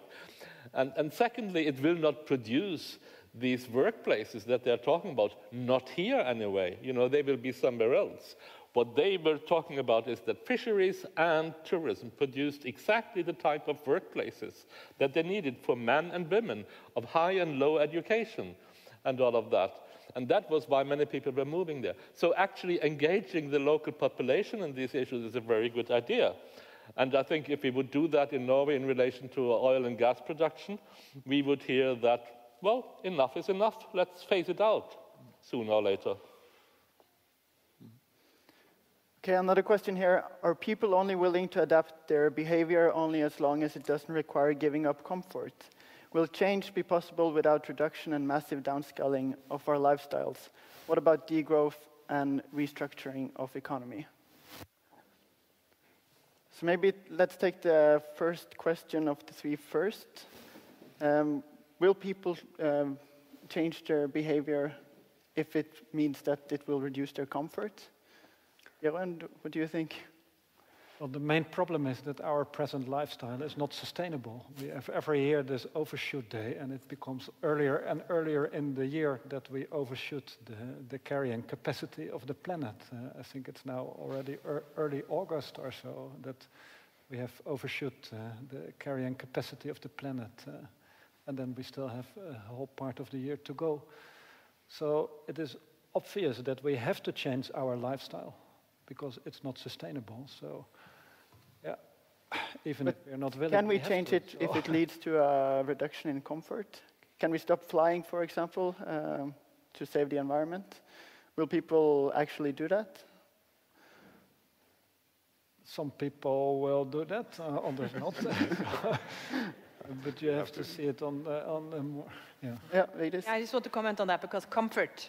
I mean, none of us here, our comfort is limited or even close to being limited by our spending or how the resources that we use. A lot of the resources that we use actually diminish our comfort because we have more stuff to take care of. So it's all these habits. So again, I feel like we need to change these storylines. There's a lot of comfort, there's a lot of added comfort in having fewer, better things and traveling fewer, but traveling so that matters to you. I'm not a good person to speak here because I flew to Oslo yesterday, but and back. But I think we need to change these storylines about what the good life is and about what's valuable and what means something to us. And I think a lot of that is happening, not thanks to people like us, but thanks to a lot of other people. And I think that's really, really important. So. Okay, I think we will take one final question before the end. So maybe you can highlight the one that you would like me to ask the most, Kristin. I would like to ask, okay. Maybe the one that is highlighted now. So Miranda, you mentioned the decoupling of GDP and emissions in the EU. To what extent do you think this decoupling was enabled by an outsourcing of emissions due to imports and outsourcing of energy-intensive industries? Yeah, that's a fair question. One of the big concerns is that with European countries trying to improve their own emissions, that heavily polluting industries move offshore, they move to other countries, and then we buy those products and bring them back to Europe. There's some studies out there that suggest, for example, that maybe as much as 25% of emissions above and beyond what we have are actually just from imports. So there's certainly something to be said there. That doesn't mean that the efforts aren't important and shouldn't continue. In fact, they need to continue even more intensely. And I think it links to that other question about the economy and what kind of capitalism do we need. We need a new understanding of economies and how they function that doesn't go back to communism, it doesn't go to socialism, but that goes to a new form of more nature-respecting capitalism. And I think that's possible. We invest a lot of money into the production of products that we consume and we throw away. But if we were to spend and invest a lot more of that money into the things we actually really care about, education, healthcare, leisure with friends, that's actually what makes most of us happy, right? And yet we spend all of our capitalism worried about producing more products and consumer goods. So if you ask me, we've got the maybe parts of the model wrong. We're always thinking the only way you can have a good life is to do it through the production of goods. And maybe we need to think about other ways of having production that are focused on services. And I think if you go back to the fact that our populations, maybe not in Europe, but internationally are growing, there's still going to be an awful lot of demand for products. We need to think about how we maybe can live with a little bit less and still have that good life. And that it really goes to changing how we think and talk about things. So is it degrowth? I don't think so, because with more people on the planet, we're still going to need growth, but we don't need consumer-based growth. We need service-based growth, education, healthcare, environment. That's where we should be investing our money. And in some places, you see it happening. I love the Costa Rican example. Costa Rica's like, why do we have a military? If we go into war, we're going to lose anyhow. So, why waste your money on a military? And let's invest our money into creating national parks and have an economy that is at least partially based on tourism and eco services. And maybe not, that model's not going to work for everybody, but it makes you think there are different models possible that also can lead to development. And it doesn't have to be just produce more, produce more. Thank you. I see a question at the bottom that I would like to ask. Is the biodiversity loss with massive coastal wind farms acceptable? And even more, is local biodiversity loss because of onshore wind farms, is that acceptable when you think about the more larger biodiversity loss that comes in relation to climate change or will come in the future? Vigdis? I think no. I think we can't afford it. So I think we need to think, and what I was talking about earlier also, that we need to think about how we can make our landscapes multifunctional. So if we have setups for any kind of industry that has such large costs, then we need to change them. They need to be different. We need to place them.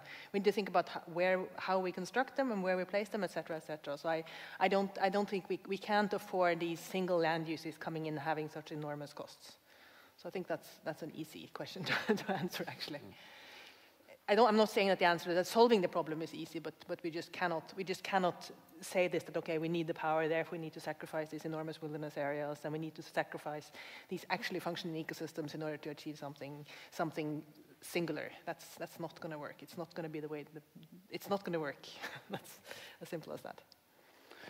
Okay, time is flying, and I think it's time to wrap this up. So what we would like to do is to do one final poll. So if we could get that up on screen. So have you changed your opinion on either onshore wind development in Norway or the role of nuclear energy during this debate? So has any of the arguments from this excellent panel made you change your mind?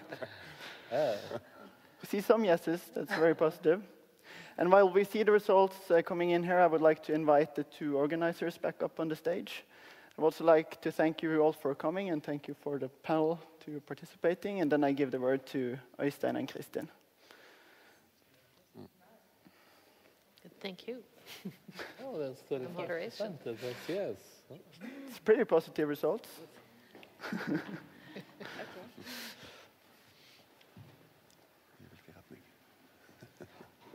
We haven't asked in which direction, so you have to figure out for yourself. We haven't decided whether you have the right opinions then. Okay. Well, to try to wrap up, I think we would thank the panelists, the moderator, and the audience for this interesting discussion.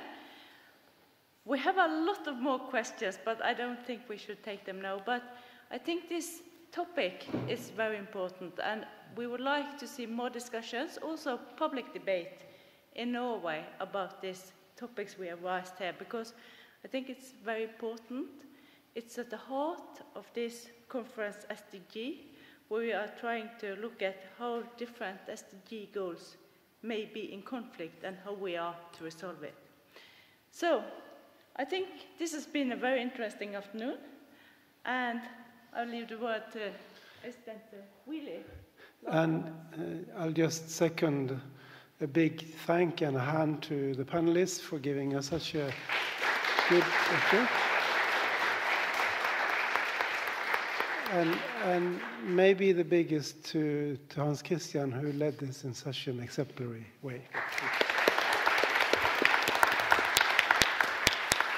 And as I mentioned, we intend to do this, at least from the Academia Europaea side, as a regular thing for these annual meetings. So if you have ideas on topics like this or other topics you would like us to highlight, just send us an email and we will consider them.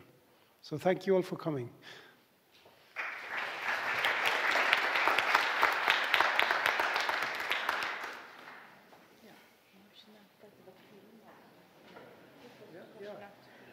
Yeah, we should just a short note. We have taken this on movie, so it will be available on which website, Kristin? YouTube. The movie from here. And also we try to get the presentation posted, so you can have a new view.